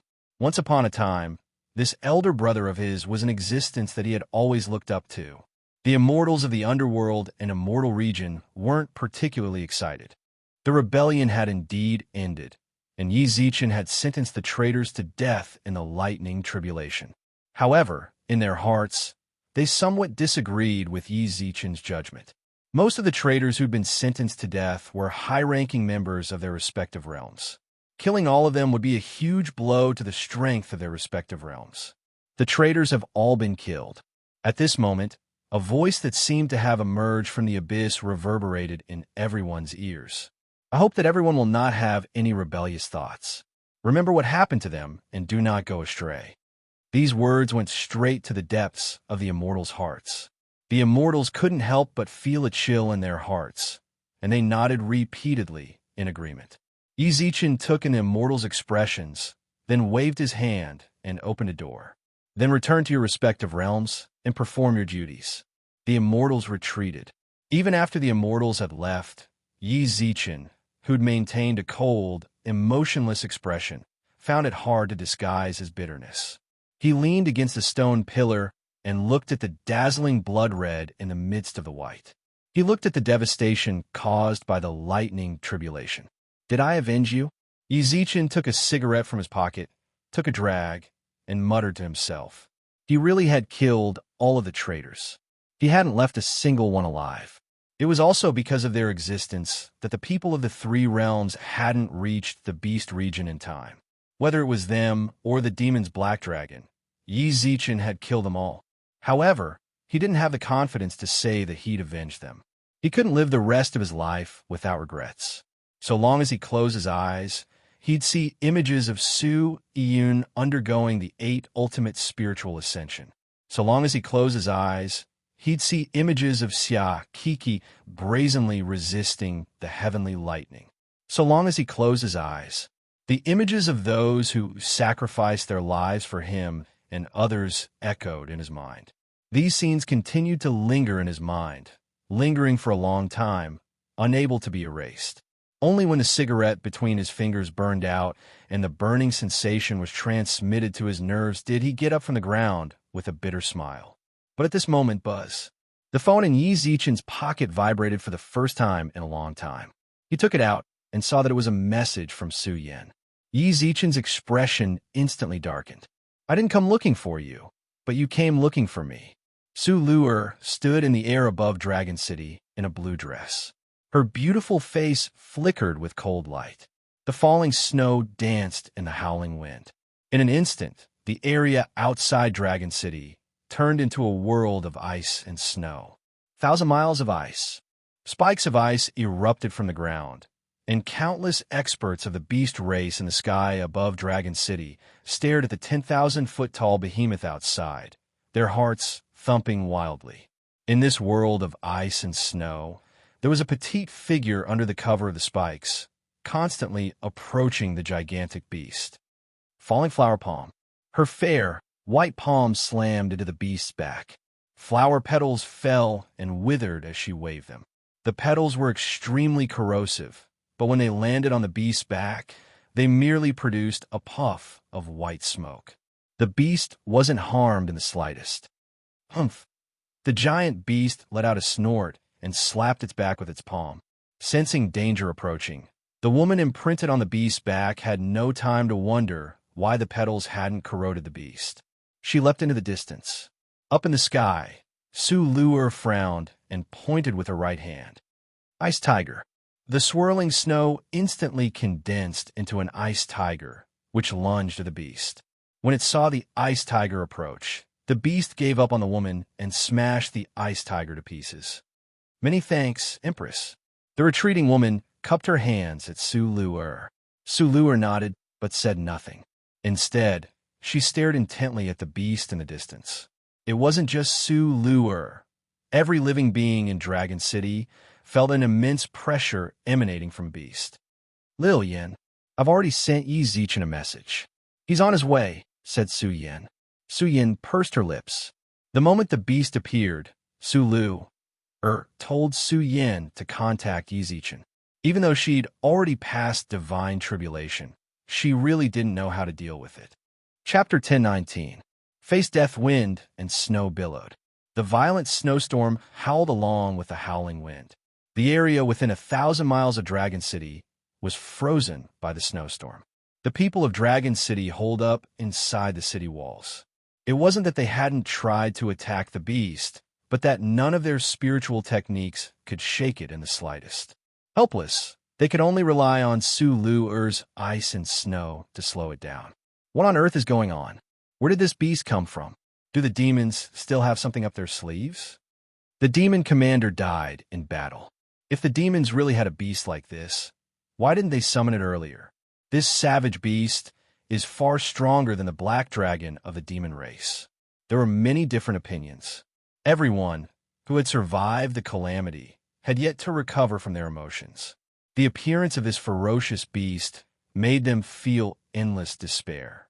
The beast was thousands of feet long. Even among the beast region's sacred ancestors, only they could compare to it. Wait a moment. A weak voice called out from the crowd. Everyone looked over and saw the Tiango clan's White Emperor. He was being supported by his clansmen to Dragon City's walls. His luck was a bit better. Black Dragon had only heavily injured him and knocked him unconscious, but hadn't killed him. After Yi Zichen killed Black Dragon, the Tiango clansmen immediately went looking for him. When they discovered he wasn't dead, the entire clan leapt for joy. The clan elders spared no effort in saving him. Finally, White Emperor regained consciousness.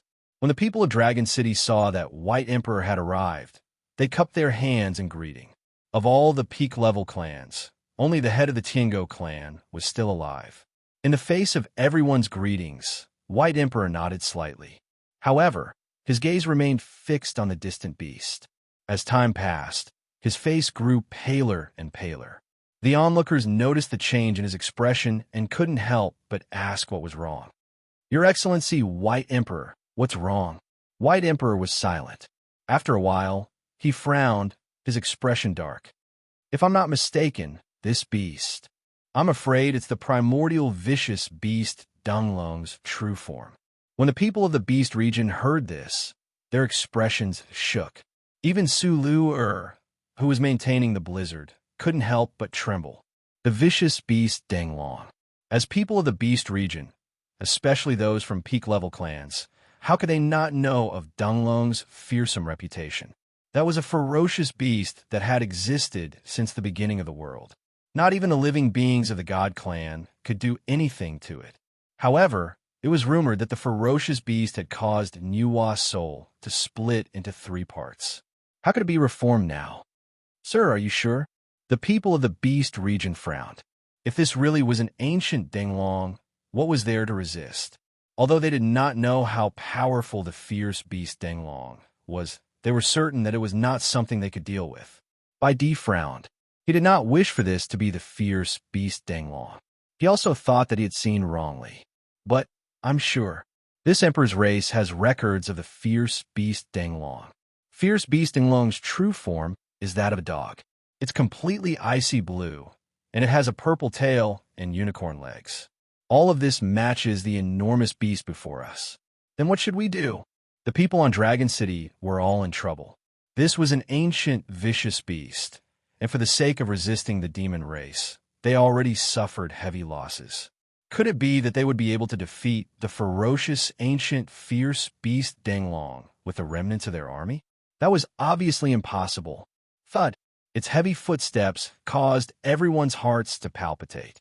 When the fierce beast Danglong was 100 meters away from Dragon City, it stopped. Telling you what to come see me.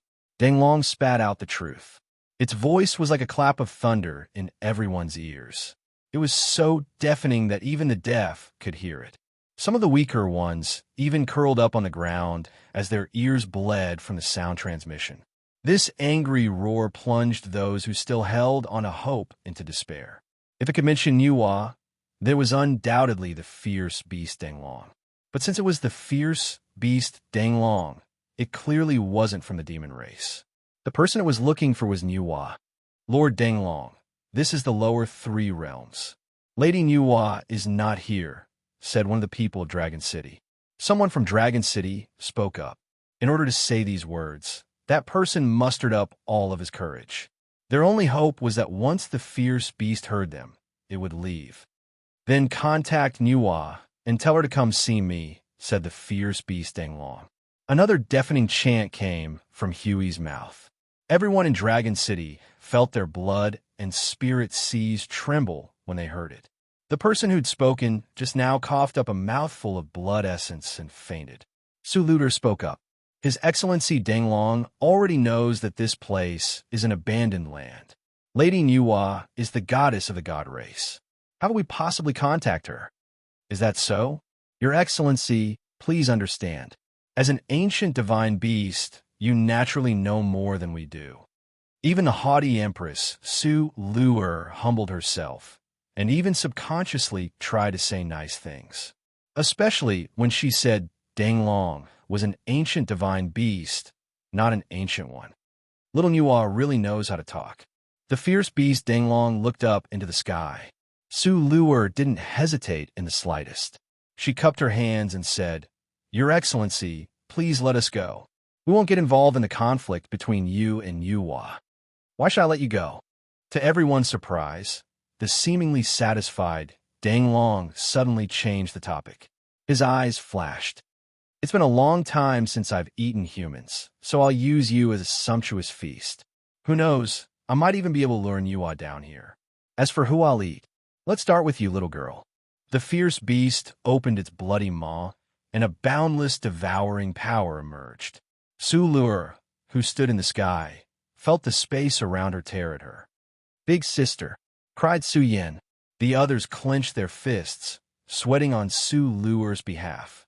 However, not a single one of them took advantage of this opportunity to attack Danglong. They simply didn't have the courage. If you still want to resist, then let me devour you. Become one with me. That would be an unparalleled honor for you. As he spoke, the fierce beast Danglong tore at Su Luer even more forcefully. She forcibly stabilized herself, her face contorted in pain. She was clearly at her limit. Whoosh! In a moment of carelessness, Su Luer slid 100 meters toward Danglong. At that moment, a streak of sword light appeared, threatening to shatter the heavens. The sword light unfurled like a golden fan, slashing viciously at the fierce beast Danglong from the horizon. Danglong didn't dare be careless. In a panic, he dodged into the distance. Wherever the sword light passed, the ground was cleaved in two, leaving behind a bottomless chasm. At the same time, a sword-wielding man appeared by Su Luer's side. Above his blade, the word Xianyuan was engraved. Emperor Yi. The people above Dragon City instantly cheered. When she saw Yi Zichen, Su Luer said coolly, I'll leave it to you. I'll leave it to you. Yi Zichen nodded at her, then pointed his sword forward. Chapter 1020. Chapter 1020. Heaven-plundering second strike. A deafening roar echoed through the air. Yi Zichen stood in the sky and looked down at the primordial beast. Its roar was like a peal of thunder, so loud that even the 9 heavens were terrified. Waves of fury rolled back the clouds, and a peerless divine might bore down on Danglong like a mountain. Yi Zichen, the 10,000-foot beast's eyes flashed with a dark light. Even after his soul reformed, Danglong still retained the zombie progenitor's memories. That sword strike, which seemed capable of cleaving heaven and earth in half, shook him to the core. He didn't dare underestimate it in the slightest. Everyone in Dragon City sensed Danglong's unease. Yi Zichen's position in their hearts rose even higher. In their eyes, Yi Zichen was the most dazzling of heavenly gods. Do you see that? That's my boss. Little White of the Tiango clan excitedly patted the person next to him on the shoulder, as if saying that wasn't enough. After patting that person's shoulder, he patted the others around him as well. Zhua Mo of the treasure tower gazed up into the sky, her gaze brimming with undisguisable reverence. Li Jiai, Su Yan Lulu, they were all delighted by Yi Zichen's strength. However, they'd experienced life and death together. Their gazes were filled with mixed emotions and sorrow. In short, everyone in Dragon City wore different expressions, but in their hearts, they all shared the same dream. When you ran away like a stranger than anyone else. Did you really think that just because you recondensed your soul, you'd have the right to challenge me? Yi Zichen's expression was indifferent as he spoke. He pointed the Xianyuan sword at Danglong.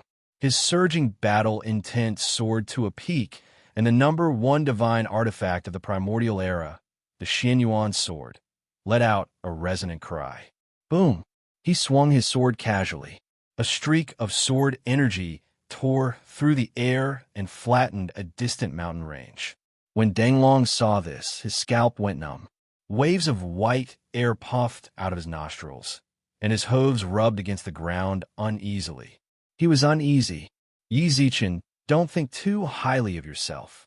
The vicious beast Danglong spat out the truth. Its camel-sized eyes stared fixedly at Yi Zichen in the sky and roared. You've only just crossed the divine tribulation and haven't even finished converting your divine power. Do you think you're a match for me? I advise you not to make a mistake. Call Nuwa over, and I can spare your life. Noisy, Yi Zichen didn't appreciate Danglong's kind advice. His eyes narrowed into thin lines as spiritual energy surged out of his body, causing the 9 heavens to rumble endlessly. Step forward and die. Boom! A sudden clap of thunder boomed through the sky. Danglong stared intently at Yi Zichen, who'd stepped into the sky like a heavenly deity. Even though he had condensed his soul once more, it was still not enough time for him to merge his soul and soul together. As a result, he wasn't particularly confident in facing Yi Zichen. But what kind of existence was it? It was an ancient, ferocious beast that had been born since the beginning of the world. Even in the upper realm, it was infamous. How could it tolerate being berated like this? Courting death. A monstrous, murderous aura erupted from its body, instantly enveloping everything within a 10,000-mile radius in a blood-colored mist. Everyone felt as if they'd stepped into an ancient battlefield. It was as if countless vicious beasts were roaring in their ears, and their hearts trembled. Yi Zichen, who was facing Danglong directly, had the most direct experience. In fact, he felt as if he were facing a supremely ferocious beast hundreds of thousands of feet tall, its head reaching the heavens, and its feet trampling the earth. Its ferocious maw could swallow the heavens and devour the earth. But in front of it, he was no more than an insignificant ant. Insignificant tricks. Yi Zichen merely snorted, brushed his left hand over his sword, and raised it high above his head. Heaven plundering strike. In an instant, a golden fan of sword light sliced through the blood mist. The sword light seemed capable of cleaving heaven and earth in half. When Danglong saw it, his eyelids twitched. He tried to dodge, but to his surprise, the sword light split apart just as it was about to reach him. It transformed into countless strands of golden sword energy and attacked him from all directions. There was no way to dodge, no way to retreat. He could only face it head-on. Boom! When the sword light landed on Danglong's body, an explosion louder than thunder rumbled through the heavens. The light was so blinding that no one dared look directly at it. The golden light seemed to tear a hole in the heavens. Fierce winds swept through the area. Even in the face of the shock waves, the sky immortal experts held their breaths. As for those who hadn't yet reached the sky immortal level, they were almost sent flying. Did he win? After a while, the golden light dissipated. The people of Dragon City couldn't help but ask. They stared intently at Danglong. Su Lu and Bai Di stared at Yi Zichen in astonishment. They were both past the Immortal King level, and they could sense that Danglong's attack was several times stronger than the one he'd used to slay Black Dragon. However, Their astonishment lasted only a brief moment. Their gazes fell on Danglong. Compared to Yi Zichen's strength, they cared more about Danglong's survival. When the sword light dissipated, they saw a 10,000-foot-wide crater. White smoke was still rising from the deep pit. Under the expectant gazes of the people of Dragon City, they saw a claw reaching out from the deep pit. It's not dead. Su Luer and the White Emperor were dumbfounded by what they saw. They asked themselves honestly, even if they used their essence power and burned their souls and blood essence, they couldn't unleash an attack on the same level as Yi Zichen's attack. Even a pinnacle heavenly supreme would die under that sword. But it wasn't just by Di and Su Luer. When Yi Zichen saw Danglong crawl out of the crater, he frowned. He'd comprehended this sword technique from his godhead after undergoing divine tribulation. This sword technique possessed supreme offensive power. Just now, he hadn't held back in the slightest. Strike while it's down. Yi Zichen narrowed his eyes. When he saw that Danglong still hadn't fully crawled out of the crater, he didn't hesitate. Buzz! When he raised the Xinyuan sword, the sky changed color. The clouds howled, lightning flashed, and thunder rumbled. The sword spirit, Xinyuan Xiang, sensed his thoughts and rebuked him angrily. Kid, you're crazy. The second heaven plundering stance isn't something you can use right now. Xinyuan Xiang, who'd completely fused with her godhead, was well aware of the requirement for the second heaven plundering stance. It required at least the divine power of a sky supreme. If Yi Zichen tried to forcibly use it, he'd be seeking death. Yi Zichen naturally knew that, given his current strength, he could only use the first heaven plundering stance as he pleased. However, the first heaven plundering stance couldn't obliterate Danglong. Even if he used it again, the result would be the same. In that case, he might as well use his remaining spiritual energy to try again. When he considered this, Yi Zichen no longer hesitated. His eyes turned bloodshot, and he spat out a mouthful of blood essence onto his sword. Chapter 1021. Soul stripping. As soon as Yi Zichen called out the technique's name, boundless spiritual energy of heaven and earth gathered around him. The ground outside Dragon City began to crumble, sending rubble flying into the air. Countless veins of the earth appeared before everyone's eyes. The spiritual energy of the veins seemed to transform into tangible water that flowed into Yi Zichen's blade. Split the heavens. Boom! Yi Zichen swung the Xinyuan sword viciously. Unlike the first strike of the heaven plundering strike, this one didn't emit a blinding golden light. All the onlookers felt was a ripple in space, then saw the surrounding space split open. A gash appeared in the sky. Through it, they could see darkness and desolation that didn't belong to this world. He really split heaven and earth in half. The people above Dragon City could no longer express their shock with words. The only thing they could do was gulp. They looked at the gaping hole in the sky, and also paid attention to the fierce beast Danglong's fate. After unleashing the second strike of the heaven plundering strike, Yi Zichen covered his mouth with his left hand. When he opened his palm, he saw a pool of golden red blood. Given his current strength, unleashing such a technique was clearly beyond what he could endure. Danglong, who just crawled out of the crater, sensed the spatial ripples in front of him, and his pupils constricted. However, the plundering the heaven style had already caused damage to his internal organs, and his movements were very slow. By the time he tried to retreat, it was already too late. Roar! Danglong roared in fury. When the onlookers heard it, they instantly fell into a daze. Their ears rang. Sword light pierced through his body. Danglong watched unwillingly as the sword light pierced through his body. To his surprise, the sword light didn't do any actual damage to him. It merely pierced through his soul. After the people in Dragon City calmed themselves down, they were shocked to see this scene. The sword technique that could split heaven and earth in half had no effect on Danglong at all.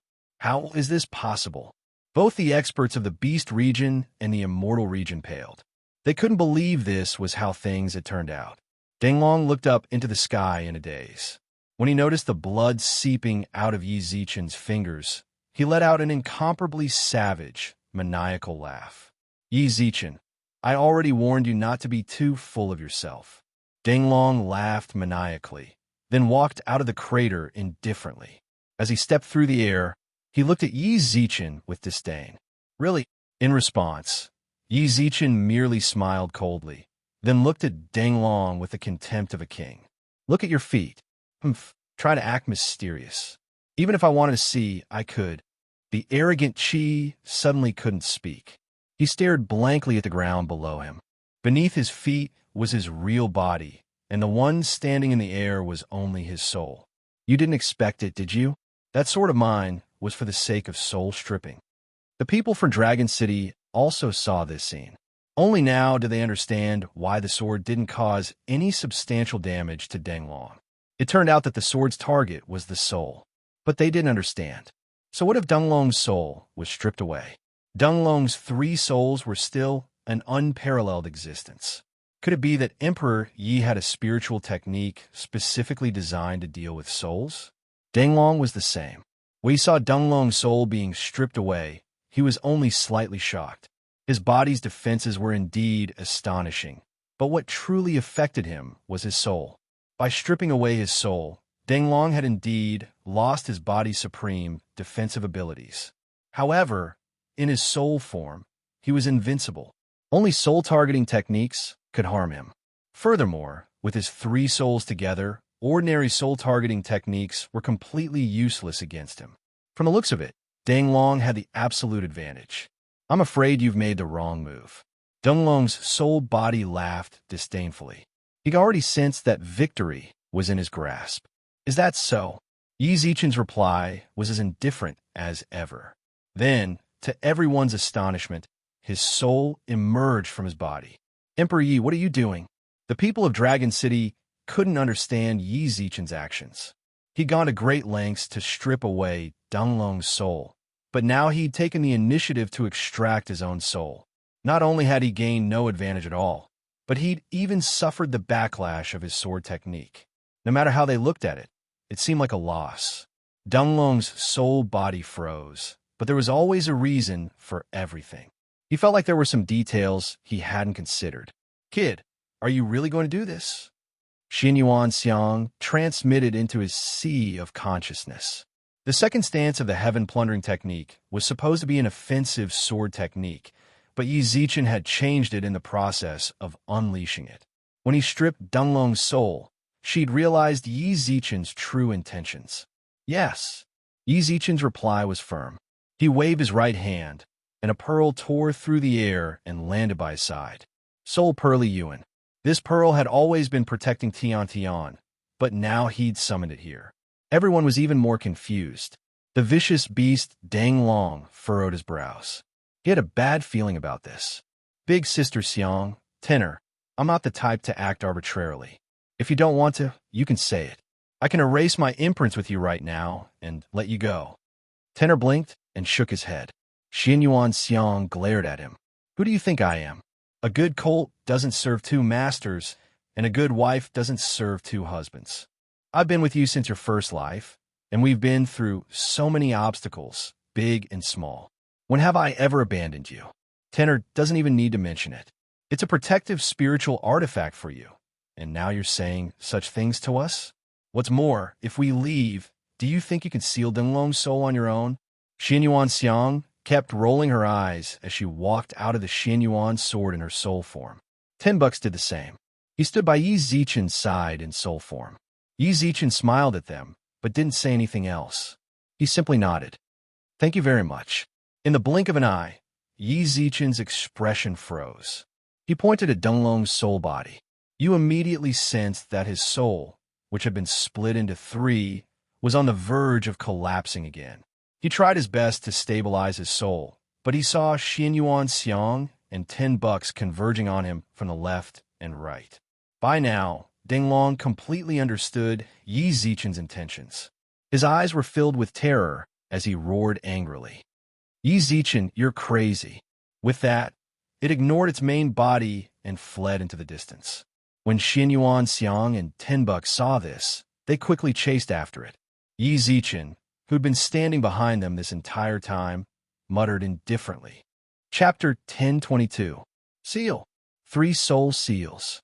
Yi Zichen was going to separate Donglong's soul, which he'd painstakingly divided into 3 parts, then use his own soul to seal Donglong's main soul, while the 2 artifact spirits sealed Donglong's soul. This kind of method was basically a mutual destruction. Crazy. You're crazy. Donglong screamed madly as he fled. He'd thought of countless ways Yi Zichen could deal with him, but he never would have guessed it would be so extreme. More importantly, where did he learn this demonic technique from? Soul stripping. Seal. When Donglong heard this, it was like a soul-stealing song. Donglong's soul, which he'd painstakingly divided into 3 parts, began to struggle violently. He tried his best to gather his will back together, but to his dismay, he discovered that there was an independent will within his soul that was helping Yi Zichen separate his soul. Ho Qing. There was no need to think too much about it. This sentient soul was undoubtedly Ho Qing's. Jiangshun, you didn't expect this, did you? You spent so much effort to gather your soul, but in the end, you'll still have to separate it. Before, you were soulless, but now you've completely taken over Ngo's soul. Enjoy your endless years of being sealed away. With that, the sentient Ho Qing separated from Donglong's soul of his own accord. Donglong's soul, which he'd been trying to stabilize, fell apart. Ho Qing, you're seeking death. When he sensed Hanba and Ho Qing's souls separate, Donglong's soul trembled violently and let out a thunderous roar. When he saw Donglong's frenzied expression, Ho Qing smiled indifferently and ignored him. Instead, he gestured to Xin Yuan Xiang to surrender, then turned to Donglong. Let's be sealed together. With a calm smile, Xin Yuan Xiang transformed into a shackle and bound Ho Qing's soul. Hanba's soul did the same, bound by the 10 shackles. The people of Dragon City watched on in bewilderment. All they saw was Yi Zichen's soul appear as a soul, but his artifact spirit also appeared as a soul. Then they saw the spiritual body of the Donglong run as if it had gone mad. It kept shouting that it had gone mad, and Yi Zichen's divine artifact spirit chased after it like mad. Then they saw Donglong's soul split into 3. Donglong's voice was filled with boundless anger, and the 2 artifact spirits actually sealed the 2 separated souls. The people in Dragon City could not understand this series of events. But at this moment, Emperor Bai's expression turned serious. His soul is divided into 3. The artifact spirit and Emperor Ye's soul. Not good. Emperor Yi wants to use the artifact spirit and himself as a prison to seal Donglong. In an instant, everyone in Dragon City was stunned. Soon after, unconcealable shock appeared on their faces. What? Even as the crowd cried out in alarm, several beams of light shot into the sky and flew towards Yi Zichen and Donglong's soul bodies. Su Yin, Zhu Mo, Li Jiayi, Lu Lu, Xiao Bai, Yin Shang, Zhuge Kongming, everyone who was familiar with Yi Zichen didn't hesitate. They all took to the skies like madmen. Zichen, I've already lost too much. I can't lose you too. Su Yin bit her lips, and tears could be seen in her eyes. Sui Yun was dead. Xia Kiki was dead. She'd truly lost too much in this war. She couldn't let Yi Zichen. She didn't dare think about it.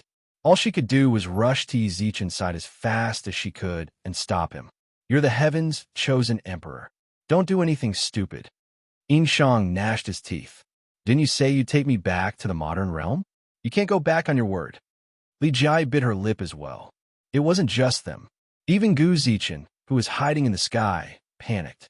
He could no longer stay out of the fray and watch as events unfolded. Countless beams of spiritual light converged on Yi Zichen. They had only one goal: to stop him. Damn it! Damn it! Donglong roared madly. The entire sky burned with his fury.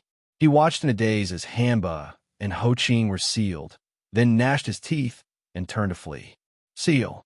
At that moment, Donglong's soul body heard a soft cry from the depths of his soul. Then, his soul came to a stop in midair, beyond his control. A cool breeze brushed past him, and he saw Yi Zichen's soul body appear before him. Yi Zichen impressive courage. He practically gnashed his teeth as he spoke. If it weren't for the fact that the circumstances didn't allow it, he would have ground Yi Zichen's bones to dust. Back then, Nuan merely split my soul into 3 parts. She didn't dare use her own soul to seal me. Emperor Yi, based on your courage alone, I'll call you General Yi. However, I don't understand. You have a bright future ahead of you. Is it worth it to use your own body as a prison just to seal me? If I'm sealed, won't you be the same? When your soul is destroyed, I'll still be able to escape. Do you really think that's worth it? At this point, Dinglong no longer wanted to beg for mercy. Yi Zichen had already made up his mind to seal him. He didn't believe that a few words could sway someone capable of making such a decision. Besides, sealing his soul would only last for a period of time. When Yi Zichen's soul was destroyed, Dinglong could still break free. Why not? I think it's worth it. Yi Zichen's answer left no room for doubt. He didn't explain at all, but that was the best explanation. There was no hint of retreat in his eyes. He was determined to do this. Dinglong stared into his eyes, then nodded solemnly. By now, there was no need for him to say anything more. Yi Zichen had actually used his own soul to seal him. He submitted. Yi Zichen's soul gradually transformed into a chain. Dinglong couldn't resist at all, or rather, he had no way of resisting. He obediently lowered his head, gathered his soul power, and allowed the chain to imprison his soul. Don't! Stop! Don't! Countless anxious cries rang out.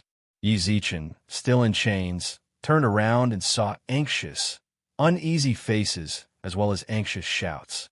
Let's go. After he nodded, Xin Yuan Xiang and 10 bucks, who had been guarding him, returned to their main bodies. 2 rays of light turned into flowing light and disappeared. If there were no accidents, they would forever hide in some corner of the world, forever sealing Qi's soul. Yi Zichen paused for a moment, then smiled gently at them. Then, the last strand of his soul merged with the chain. With a bang, he disappeared from everyone's line of sight. The group rushing towards Yi Zichen came to a halt the instant he disappeared. Their minds reverberated with the final transmission he'd sent them before transforming into chains. Chapter 1023. A mortal enemy. When Yi Zichen's soul transformed into a beam of starlight and disappeared, the entire world seemed to fall silent. Everyone watched this scene in silence, until Yi Zichen. Zuomo's face was pale as she sobbed hoarsely. Li Jiai bit her lip and stared blankly at where Yi Zichen had disappeared. Little White, Yin Shang, and the others clenched their fists and blinked repeatedly in an attempt to hold back their tears. However, they couldn't stop the tears from rolling down their cheeks. The people of Dragon City lowered their heads, placed their hands on their chests, and closed their eyes in silent mourning. The entire world seemed to be soaked in sorrow. For the next few hours, no one said a single word. Whoosh, whoosh. Countless figures shot through the sky. These were the experts of the 3 realms who'd returned to their respective realms and learned of Donglong's death. By the time they arrived, it was all over. All they could see was Yi Zichen and Donglong's bodies. They'd landed on the ground, but they couldn't sense even the slightest trace of their souls. Although they hadn't seen it with their own eyes, they knew exactly what had happened. Day and night alternated. Whether it was the people of Dragon City or the experts of the 3 realms, they all stood silently off in the distance. At that moment, Su Lu stepped through the air and landed on Yi Zichen's body. With a wave of her hand, a crystal coffin appeared before everyone's eyes. Su Lu, Oi's spiritual power, lifted Yi Zichen's body into the crystal coffin. At the same time, the immortals of Dragon City and the 3 realms arrived before the coffin. Without any communication whatsoever, they bowed deeply to Yi Zichen's body. Yi Zichen, you deserve to die. It was in this heavy atmosphere that an angry rebuke suddenly rang out.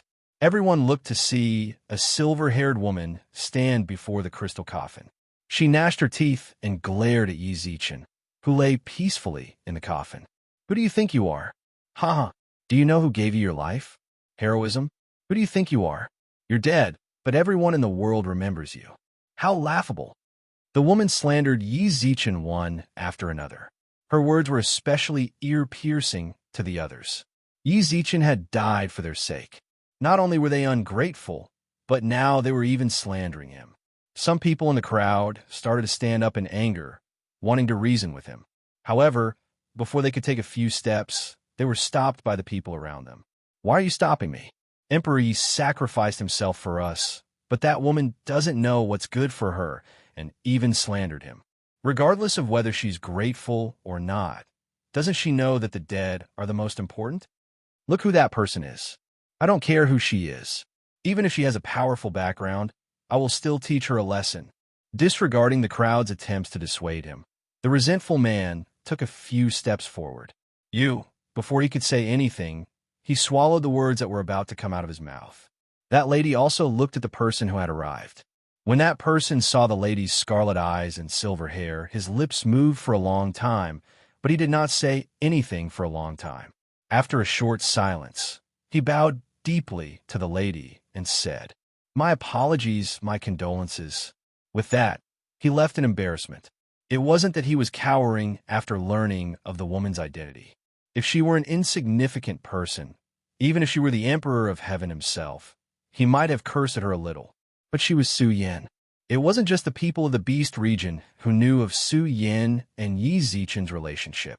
The entire three realms knew that Su Yin was Yi Zichen's woman, and that she'd gone through 9 cycles of reincarnation in search of Emperor Ye's reincarnation. They couldn't tolerate anyone else slandering Yi Zichen, but Su Yin. They had no choice, nor did they have the right to interfere. "Big sister Su Yin, my condolences." Little White pursed his lips and walked over to comfort her. He'd been with Yi Zichen since the modern realm, so he knew very well how close they were. "My condolences?" As she listened to everyone's comforting words, Su Yin looked at Yi Zichen with disappointment. "You're all overthinking things. What do I have to condolences about? Someone as irresponsible as her is dead, so be it. What's there to feel sorry for?" "That's enough, little sister." It was as if Su Lu couldn't bear to listen any longer. She snapped at Su Yin, then frowned. "The dead should be respected. No matter what, he died for the sake of all living beings. You still have us, so don't be too sad. I've already sealed Yi Zichen's body in ice. Let's take him back and bury him."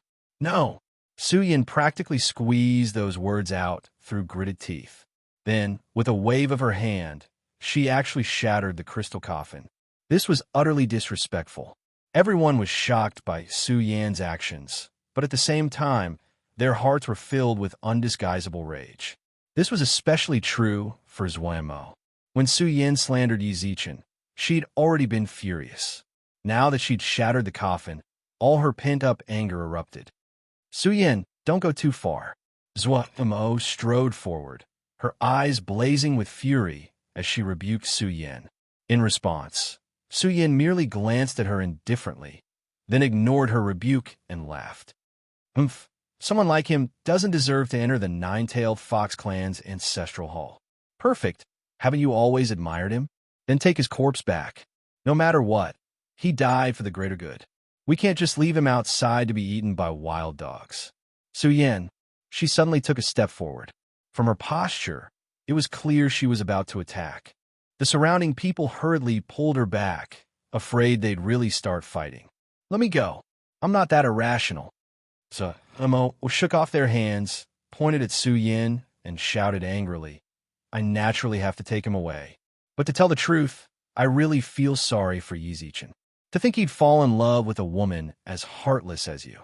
I, Zuemo, hereby swear on my status as the head of the treasure tower that from this moment on, the treasure tower will cease all cooperation with the Nine-Tailed Fox clan, including your subordinate clans. From now on, the Nine-Tailed Fox clan is the treasure tower's mortal enemy. Be careful. Don't let any of your clansmen appear within the treasure tower's sphere of influence." With that, Zuemo walked up to Yi Zichen, put him on her back, and left Dragon City, one step at a time. The other humans glared viciously at Su Yin, then followed Zuemo away. Although they didn't say anything, it was clear from their expressions that they truly hated Su Yin and the Nine-Tailed Fox clan. Only Su Lu sighed, her gaze filled with pity as she looked at Su Yin's silver hair. The others might think Su Yin had gone overboard and was heartless, But Su-Lu, who'd experienced everything, couldn't possibly believe Su-Yin was that sort of person. "Little sister, let's go home." Inexplicably, Su-Yin, who'd put on a tough front in front of everyone, suddenly squatted on the ground and burst into tears. Su-Lu, and Su-Zhu's hearts ached when they saw her trembling shoulders. Was she really fickle in love? If she was, she wouldn't have reincarnated for the Yellow Emperor. If she was really fickle in love, then her hair wouldn't have turned white overnight. If she was really heartless, then she wouldn't have said such harsh words at that time. At the end of the day, she loved him too much. She couldn't accept Yi Zichen's death. "Who does he think he is?" muttered Su-Yin, still squatting on the ground between sobs. "Doesn't he know that my brother gave him his life? Doesn't he know that Kiki risked her life to save his? Everyone wants him alive, but what about him? Does he think his life is so cheap that he can just give it up on a whim?" "Little sister, don't cry." In truth, Yi Zichen had no choice. "No choice? That's just irresponsible," said Su-Yin, her eyes bloodshot. Su-Yin's eyes were red as she sobbed. "My brother died. Cuckoo also died. Now that he's dead as well, what should I do? He had no choice, huh?" Su-Yin laughed dejectedly as she rose to her feet. Her eyes flashed with cold light. Chapter 1024. 100 years the invasion of the Devil race and the Blood race had left this continent in ruins. Unlike the previous invasion of the Devil race, the people here had lost too much in this war. There were too many things that needed to be sacrificed, to be remembered, and to be washed away by time to welcome a new life. 100 years. Even with the help of the 3 sacred lands and the support of the ley line, it took a full 100 years for the continent to recover its vitality. During that time, the Half-Beast region acknowledged the existence of the Half-Beastmen. They returned to the Beast region, which had lost the heads of the 4 sacred beast clans, and gained new life. The Immortal region, Underworld, and Heavenly Court were no longer enemies. They formed an alliance. Even so, the survivors who'd survived were grateful for their future, but their hearts were still filled with indelible scars. After becoming the head of the treasure tower, Zemo didn't hesitate at all. She immediately announced that she'd cut all ties with the Nine-Tailed Fox clan. The elders objected, but Zemo used thunderous methods to intimidate them. As expected, Li Jia became the sect master of the 100 Flowers Gate, and Lin Xia became the city lord of 100 Flower City.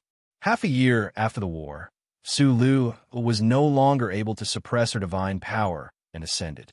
The position of clan head fell to Su-Zhu. A few months after Su-Lu ascended, Su-Yin vanished from the Nine-Tailed Fox clan. This was a major event in the Beast region. The Nine-Tailed Fox clan mobilized all of its manpower to search for her, but to no avail. It was as if she'd vanished from the face of the earth. Su-Yin wasn't the only one. Another shocking event occurred in the Outer Realms. Emperor Ye's son, Tian, also disappeared a few months after the war ended. Her disappearance shook the entire 3 realms. Only when the Buddha arrived did he say that everything had karma. He told them not to worry and that the matter was over. However, the leisure house Zichen had left behind never stopped searching for Tian. Zhuge Kongming, and an elder of the Vermilion Bird clan, inherited his mother Zhuge Hong's will and became the clan head. Little White returned to the Tiango clan and inherited the position of clan head. The White Emperor abdicated and ascended a few years later. Tu Biyu's son inherited the position of clan head of the Black Tortoise clan, while Xia Yingda continued as clan head of the Dragon clan. As for the Flying Serpent clan that betrayed the Beast region, they were exterminated by the other peak clans of the Beast region. From then on, the Flying Serpent clan ceased to exist. Yi Zichen, in order to commemorate his sacrifice, the 3 realms, including the Beast region, erected a statue of him on the border between the Immortal region and the Beast region. However, due to the large number of worshippers, over time, this place became a flourishing ancestral hall. In short, a series of changes had taken place in the past 100 years. Due to the Dragon Vein, both the human and the demonic beast clan's cultivation had improved by leaps and bounds. Countless new factions had sprung up like bamboo shoots after the rain, causing the continent to gradually move towards a prosperous period. Sect leader, that was clearly the secret place that we discovered, but they said that they had discovered it long ago. In order not to destroy the medicinal valley, they did not pick the medicinal herbs inside. It was obvious that they wanted to seize it by force. The few envoys we sent didn't even get to enter their sect before they were chased out. Even if they are one of the top powers, our Hall of Slaughter isn't a pushover. The Hall of Slaughter was a well-known figure amongst the new factions of the past 100 years. Right now, they were discussing a secret place they discovered filled with large quantities of medicinal herbs, enough to further increase their overall strength. However, what they couldn't tolerate was that the moment they discovered it, the 100 Flowers Gate had ordered them to evacuate, telling them that the secret place belonged to them. Just as they were about to lose their prey, they couldn't bear it any longer. That's right, the 100 Flowers Gate doesn't take our Hall of Slaughter seriously at all. Calling them a peak faction is just flattering them. If we're talking about true peak factions, Brother Ting broke through to the Immortal King level not too long ago. With a true peak faction, the way I see it, they're too full of themselves. We should show them what we're made of. That's not a good idea. No matter what, the 100 Flowers Gate sect leader and Emperor Yi, give him face and call him Emperor Yi. If you don't give him face, isn't he just a dead man? Shut your mouth. At that moment, a black-robed man seated high in the hall shouted angrily. He was none other than the Hall of Slaughter's sect leader, Yin Ting. Yin Ting could be said to be the most dazzling figure to appear in the past 100 years. He was only 40 years old, but he was already an immortal king. Countless people trembled in fear at the mere mention of his battle arts. If it weren't for Emperor Yi, would you still be sitting here? No matter what, Emperor Yi created a future for us. If anyone dares to speak ill of him, don't blame me, Yin Ting, for disregarding our old friendship. The person who just slandered Yi Zichen nodded uneasily. The black-robed man's face was obscured, and he smiled sinisterly. But what you said earlier wasn't wrong. Although Emperor Ye's status is exalted, he can't influence the Hall of Slaughter's development. The 100 Flowers Gate has borrowed Emperor Ye's name to intimidate others for far too long. Our Hall of Slaughter has been a second-rate faction for far too long. Shouldn't we find an opportunity to send them a signal? Then what do you intend to do, sect leader? Tonight, we attack the 100 Flowers Gate. With that, the black-robed man flicked his sleeves and left. No one saw his sinister smile. Emperor Yi? Who the hell did he think he was? Night had fallen. It was clearly not a particularly peaceful night. News had already spread that the Hall of Slaughter intended to attack the 100 Flowers Gate. Countless factions of the Immortal Region were paying close attention to what was happening. Among them, the Treasure Tower and Leisure House, two peak-level factions, were rushing to the 100 Flowers Gate's aid. It could be said that the Hall of Slaughter's signal was to contend with the three peak-level factions. On the ancient road, the Hall of Slaughter mobilized in full force. They knew that the Treasure Tower and Leisure House were rushing to the 100 Flowers Gate's aid, but that didn't affect Yin Ting at all. These three factions were peak-level factions, but not a single one of them had truly broken through to the Immortal King level. Everyone below the Immortal King level was an ant. Even if the three factions banded together, it wouldn't matter. Tonight, they had to flatten the 100 Flowers Gate. However, at that moment, an old beggar appeared in the middle of the road, a gourd of wine in hand. He sat on the ground. The old beggar acted as if he hadn't seen them at all. He sat in the middle of the road, gulping down his wine. Out of the way. The members of the Hall of Slaughter roared angrily, but the old beggar continued to sit on the ground, unmoving, as if he hadn't heard them. You're looking to die? He'd been about to attack when Yin Ting stopped him before he'd even taken a few steps. Let go around. For some reason, when he saw the old beggar, Yin Ting felt his heart tremble with fear. Although the members of the Hall of Slaughter didn't understand, they didn't dare disobey Yin Ting, so they took a detour. But at that moment, the old beggar, who had been sitting on the ground this entire time, suddenly raised his head. With a thud, he slammed his gourd of wine into the ground. Where are you going? Hey, you old beggar, Shut up. Yun Ting snapped at the members of the Hall of Slaughter, then cupped his hands at the old beggar. Senior, we're preparing to go to the 100 Flowers Gate. Go back. I'm protecting the 100 Flowers Gate. The old beggar's tone was very calm. After saying that, he picked up his gourd of wine and began to gulp down mouthful after mouthful. The members of the Hall of Slaughter frowned. The way they saw it, this old man was too good at acting. He was protecting them. What was he going to use to protect them? Their Hall of Slaughter wasn't one of the most powerful sects in the world, but their sect master was a supreme expert with the strength of an immortal king. This old beggar's sloppy appearance made him look nothing like an expert, yet he said he was protecting them. He'd probably drunk too much fake wine. Yun Ting couldn't help but frown. He couldn't quite figure out the old beggar's background, especially when he felt his heart tremble. He didn't dare act rashly, but there was no way he'd go back. He'd already announced that he was going to flatten the 100 Flowers Gate. If he turned back now, wouldn't he become a laughingstock? Senior, Chapter 1025. The Old Beggar Senior. Yun Ting's tone darkened. Given his strength as an immortal king, it wasn't easy for him to respectfully address the old beggar as senior. But despite his kind words, the old beggar didn't appreciate it at all. Instead, he pushed his luck. I hope you won't make a mistake. He really couldn't figure out the old beggar's limits. Suppressing his anger, Yun Ting tried his best to dissuade him. However, after crossing the line, the old beggar didn't even look at him. Instead, he continued to drink from his gourd. Creak. He clenched his fists. Yun Ting could no longer endure such disregard. Not to mention, the old beggar had so many subordinates behind him. If he continued to cower like this, he'd likely lose all his dignity in the sect.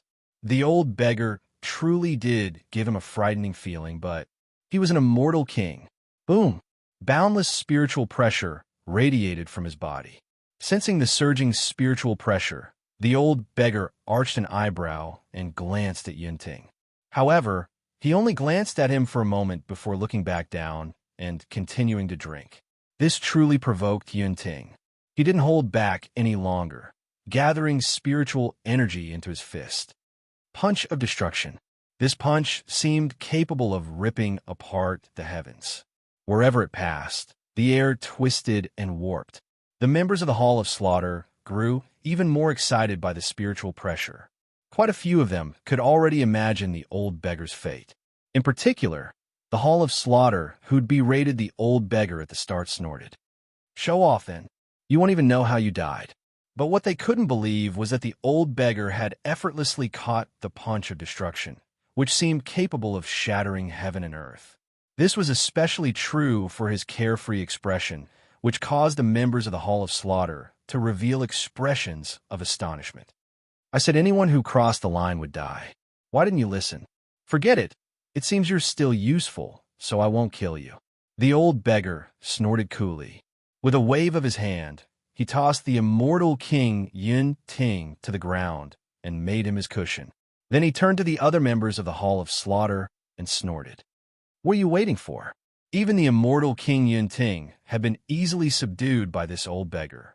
How could they, mere sky immortals and human immortals, dare to provoke him? In the blink of an eye, the members of the Hall of Slaughter fled in panic, afraid that they would die at the old beggar's hands if they were too slow. He's a good seedling, but he doesn't learn well. Of all the sects you could have provoked, you had to provoke the 100 Flowers Gate. Who gave you the courage? With that, the old beggar turned his head and spoke into the sky. Come out. Before long, two middle-aged men descended from the sky. They'd personally witnessed the old beggar subdue immortal King Yun Ting with a wave of his hand. Subduing an early-stage immortal king with a wave of his hand. What kind of strength was that? Could it be that this old man was a consummate stage immortal king? When they thought of this, the pressure on the two middle-aged men multiplied. They respectfully walked over to the old beggar's side and bowed. Senior, yes. The old beggar's reaction was very cold, which made the two middle-aged men complain incessantly. However, they didn't dare to be too obvious and could only stand aside with their heads lowered. You are from the 100 Flowers Gate? Yes. That's perfect. This person seems to be the leader of the Hall of Slaughter. I've already sealed his spiritual sea. Take him back. As for how you deal with him, that's up to you." He kicked Yin-Ting over to the two middle-aged men. By the time they came to their senses, the old beggar was nowhere to be seen. The two middle-aged men glanced at each other, seeing the shock in each other's eyes. Then, their gazes fell on Yin-Ting. They reached out and picked him up, then disappeared from the ancient path. In the 100 Flowers Gate's front hall, Li Jiayi's mind was in turmoil when she heard that Yin-Ting had broken through to Immortal King. She'd been at the peak of the sky immortal realm for more than 10 years. But even after all this time, she still hadn't managed to pry into the path of Immortal King. The Hall of Slaughter was preparing to attack the 100 Flowers Gate, and Yin-Ting had broken through to Immortal King. The atmosphere was tense. But who would have guessed? "You said a senior took action?" With a wave of his hand, he captured Yin-Ting? If it weren't for the fact that the head of the Hall of Slaughter had appeared in the main hall, Li Jiayi wouldn't have dared believe that the scout she'd sent out was telling the truth. Her gaze fell on Yin-Ting. His hair was disheveled and his face filthy. He was tied up and kneeling on the ground. His expression was one of unwillingness. Just now, Li Jiayi had probed Yin-Ting's spiritual sea.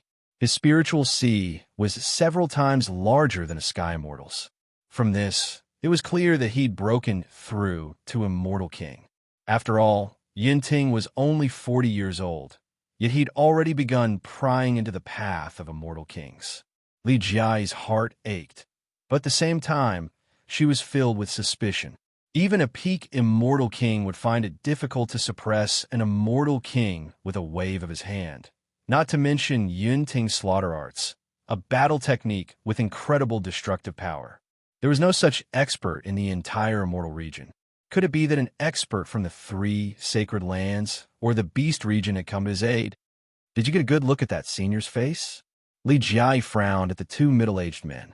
She wasn't an ungrateful person. If she knew who that senior was, she'd definitely pay him a visit and thank him. One of them revealed a troubled expression. In that kind of situation, he wouldn't dare look at that senior's face even if he was given 80 times the courage. The person with him, on the other hand, took out a jade slip from his pocket. "We recorded this while we were hiding in the clouds. That senior should be inside." Li Jiayi took the jade slip and probed it with her spiritual awareness. When she saw the old beggar's face, she froze in place, shock written all over her face. "Jiayi, we're here." At that moment, Zhuo Mo of the Treasure Tower and Xue Qi of the Leisure House arrived. When they saw Yin-Ting tied up on the ground, they couldn't help but freeze. "He's here? Didn't they say he was already an Immortal King? Did you break through as well, Jiayi?" Li Jiayi shook her head, then repeated what the two middle-aged men had said. Zhuo Mo furrowed her brows. "Senior, he tied Yin-Ting up with a wave of his hand? Does someone like that exist in the Immortal region? Or did the sacred lands intervene?" "I thought about it before, but they showed me this." Li Jiayi tossed the jade slip to Zhuo Mo. Then, she said, "That senior is inside. Take a look. I think. Never mind, take a look first." Zhuo Mo was rather surprised by Li Jiayi's reaction. She didn't hesitate and probed the jade slip with her spiritual awareness. The jade slip flew out of her hand. Then she saw Zhuo Mo grab Li Jiayi's shoulder and ask nervously, "That senior is inside." Zhuo Mo immediately grabbed Li Jiayi's shoulder and asked nervously, "Where is he?" "Where is he?" "On the ancient path outside 100 Flowers City." "The ancient path outside 100 Flowers City. I'll go find him." Zhuo Mo turned around, but Li Jiayi stopped her. "Don't go. He already left when I handed him over to my people." "But are you sure it's him? Isn't he supposed to be in your clan's ancestral hall?" "Then do you think it's him?" Zhuo Mo asked. Li Jiayi hesitated, then bit her lip and said, "I think it's him. Even though I didn't see his face clearly, I just think it's him." Li Jiayi's expression was filled with indescribable certainty.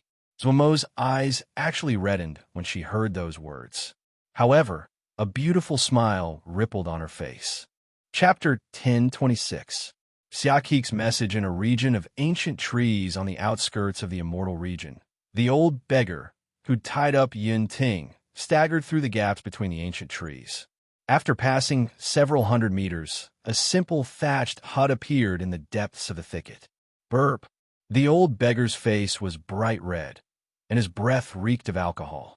His feet trembled as he walked to the stone table in front of the hut and sat down. He poured wine into his mouth, only to discover that it was empty at some point. Endless gourd of wine. That's all nonsense. He casually tossed the gourd to the ground. Relying on the alcohol, the old beggar lay down on the grass next to the stone table and stared at the dazzling river of stars overhead. 100 years, the old beggar muttered in a low voice.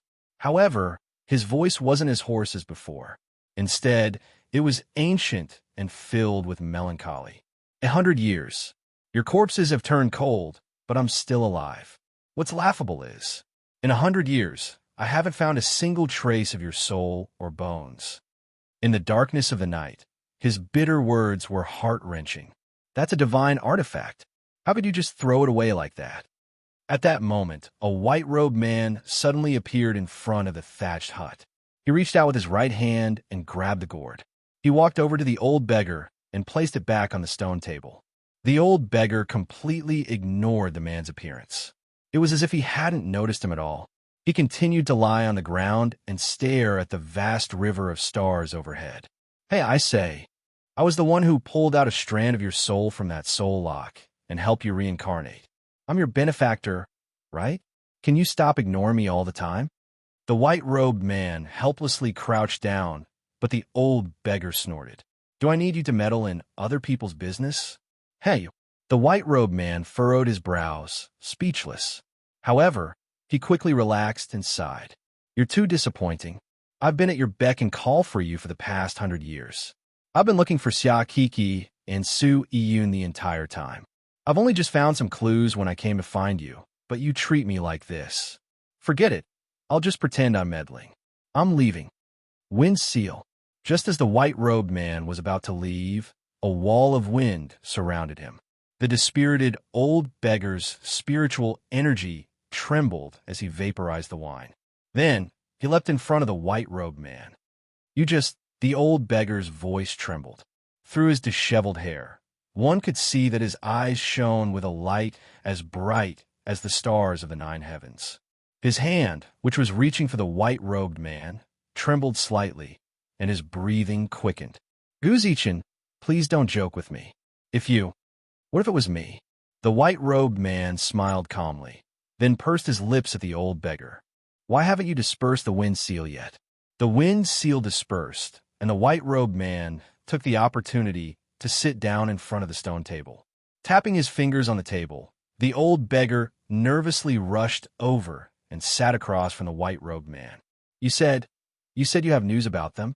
I never would have guessed that after a few years, you'd gain enlightenment in the 5 elements. 10 reincarnated saints truly do have a unique advantage when it comes to comprehending the laws of heaven and earth. The white-robed man didn't answer his question, but little did he know that he'd touched the old beggar's weakest nerve. I'm asking you, do you have news about them? Rumble. A sudden clap of thunder boomed through the sky. At the same time, the old beggar's body gradually emanated a frightening spiritual pressure. The laws around him were in chaos. The earth trembled, and the space around him distorted until it collapsed.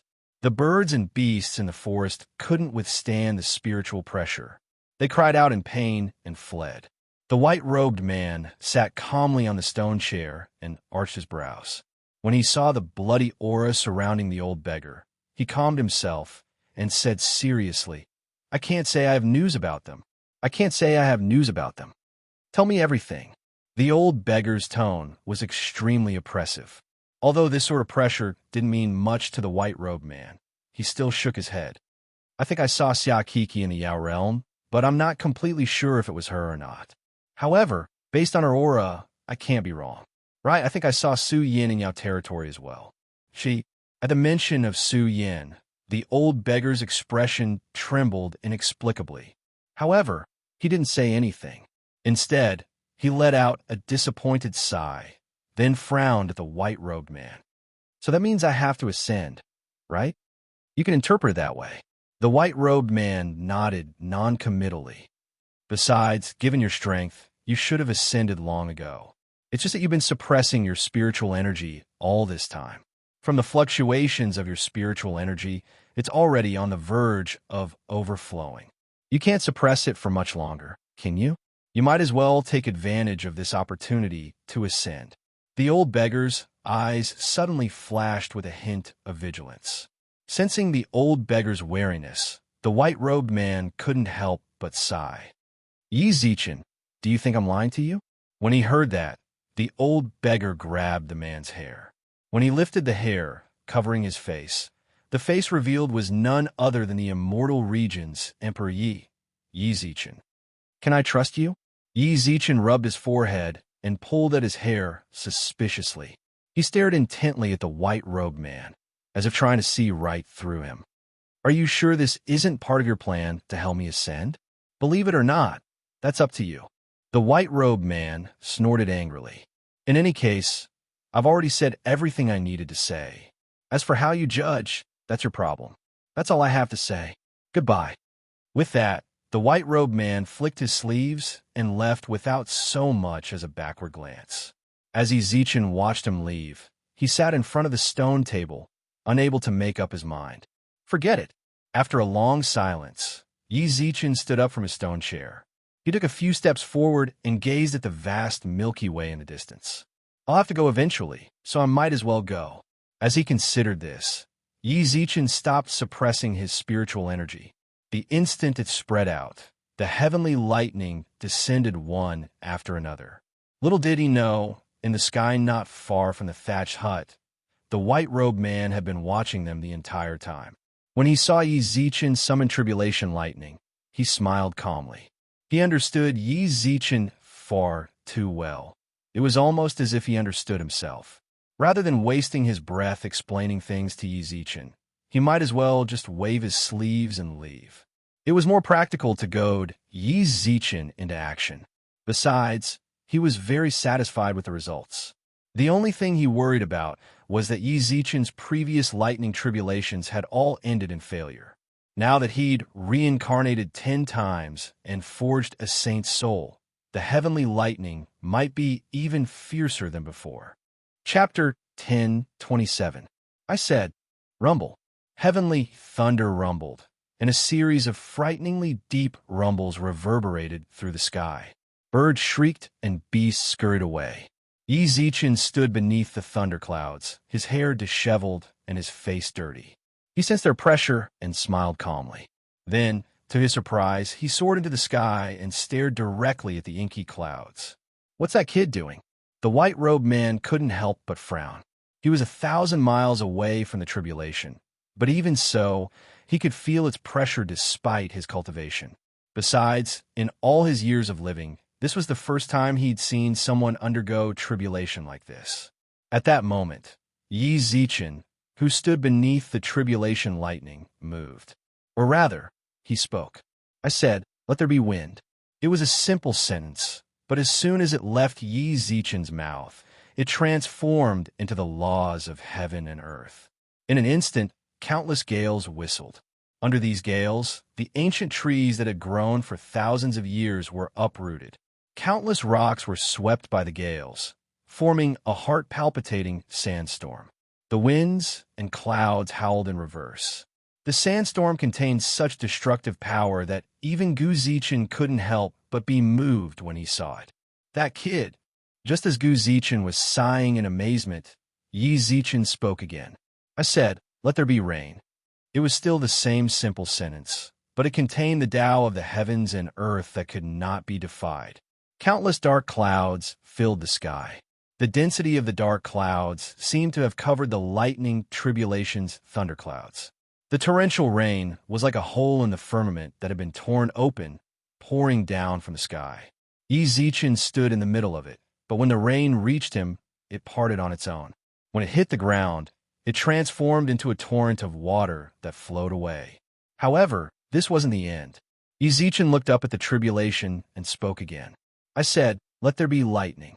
In an instant, when his voice rang out, the entire sky distorted.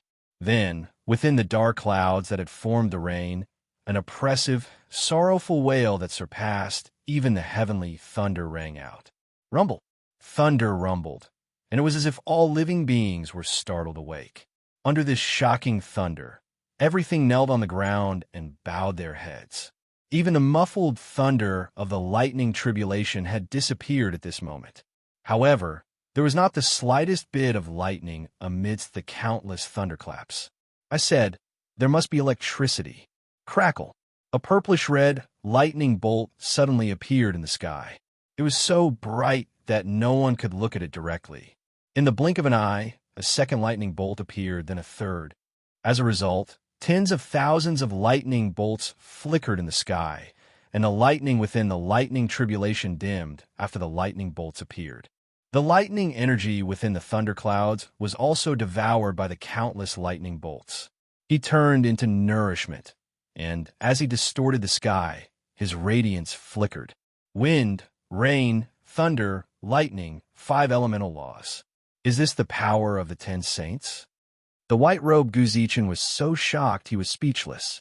He stared in a daze at Yi Zichen, who stood in the sky, seemingly the embodiment of the laws of heaven and earth. He gulped repeatedly. Gu Zichen could naturally do this as well, but that depended entirely on his ruler-level strength. The only way to transform one's body into the laws of heaven and earth was to understand the laws of heaven and earth. Achieving this required tens of thousands of years of comprehension. Even Gu Zichen had only scratched the surface after breaking through to ruler and becoming one with heaven and earth.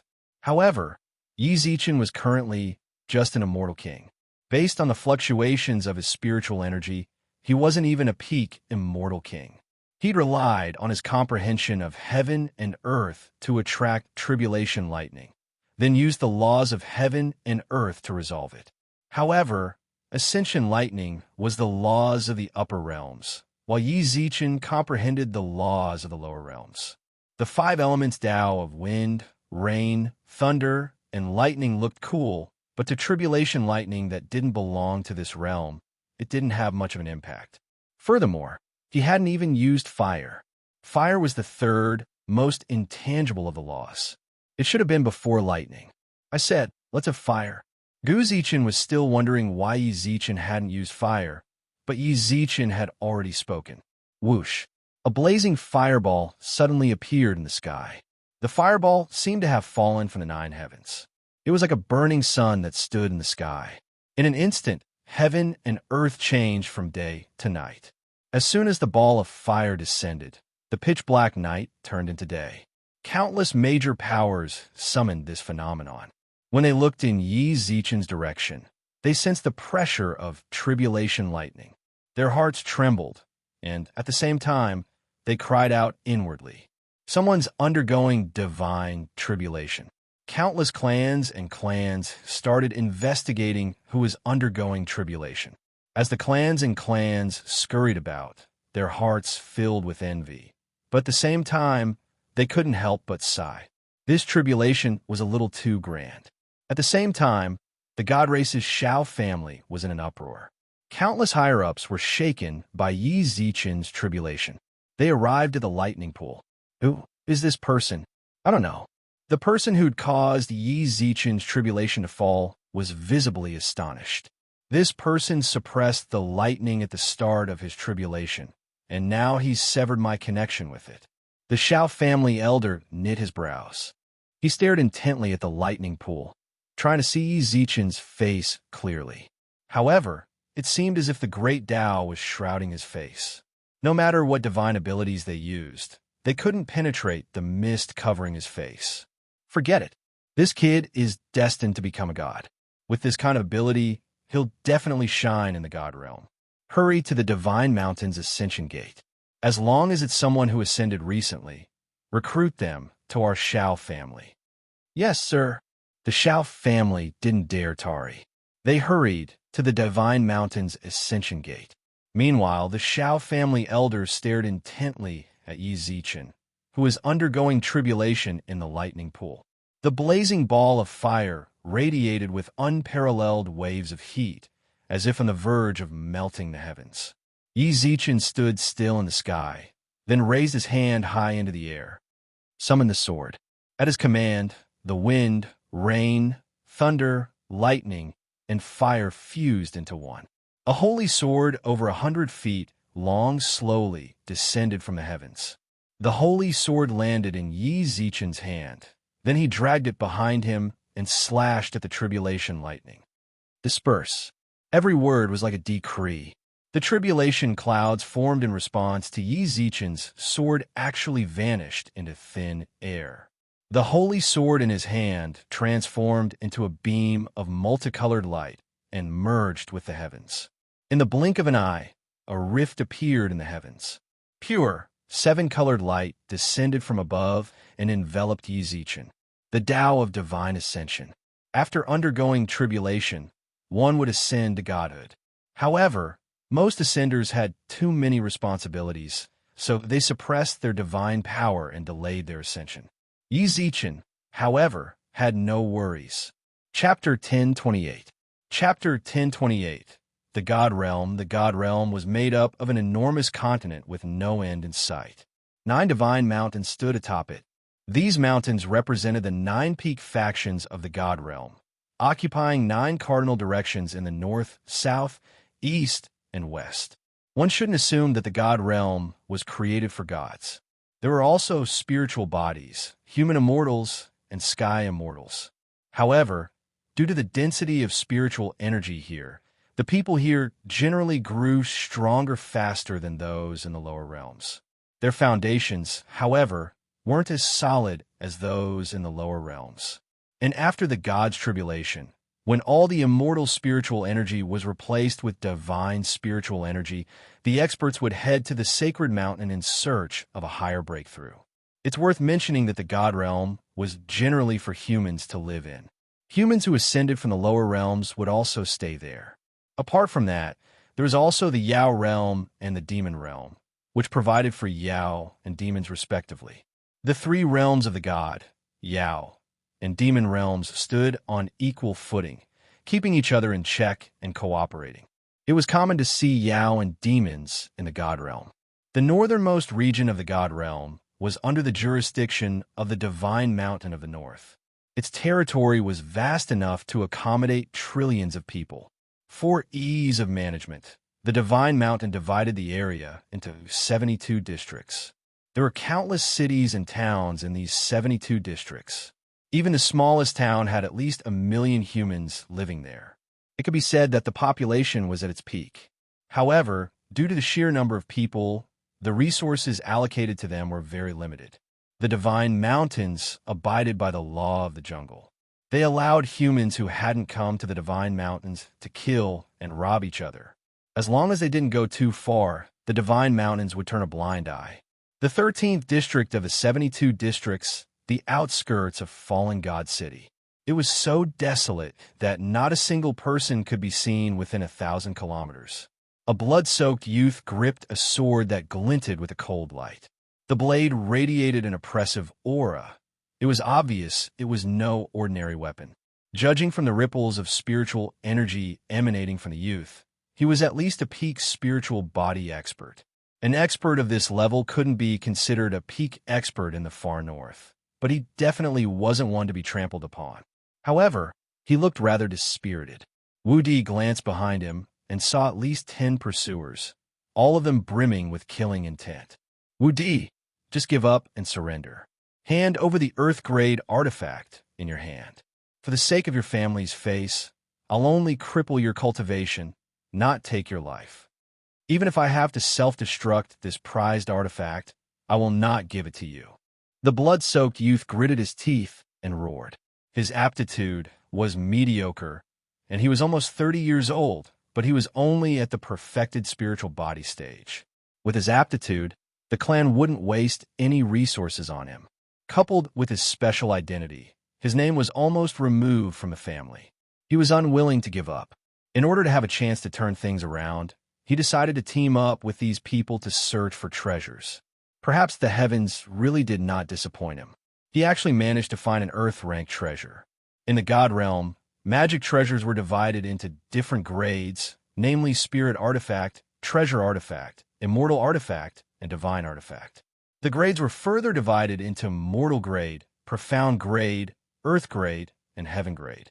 Earth-ranked treasures weren't peerless treasures, but in this God realm continent where resources were scarce, especially in a situation where there were very few artificers, they were extremely popular. When he'd obtained the treasure, he'd been excited for a long time.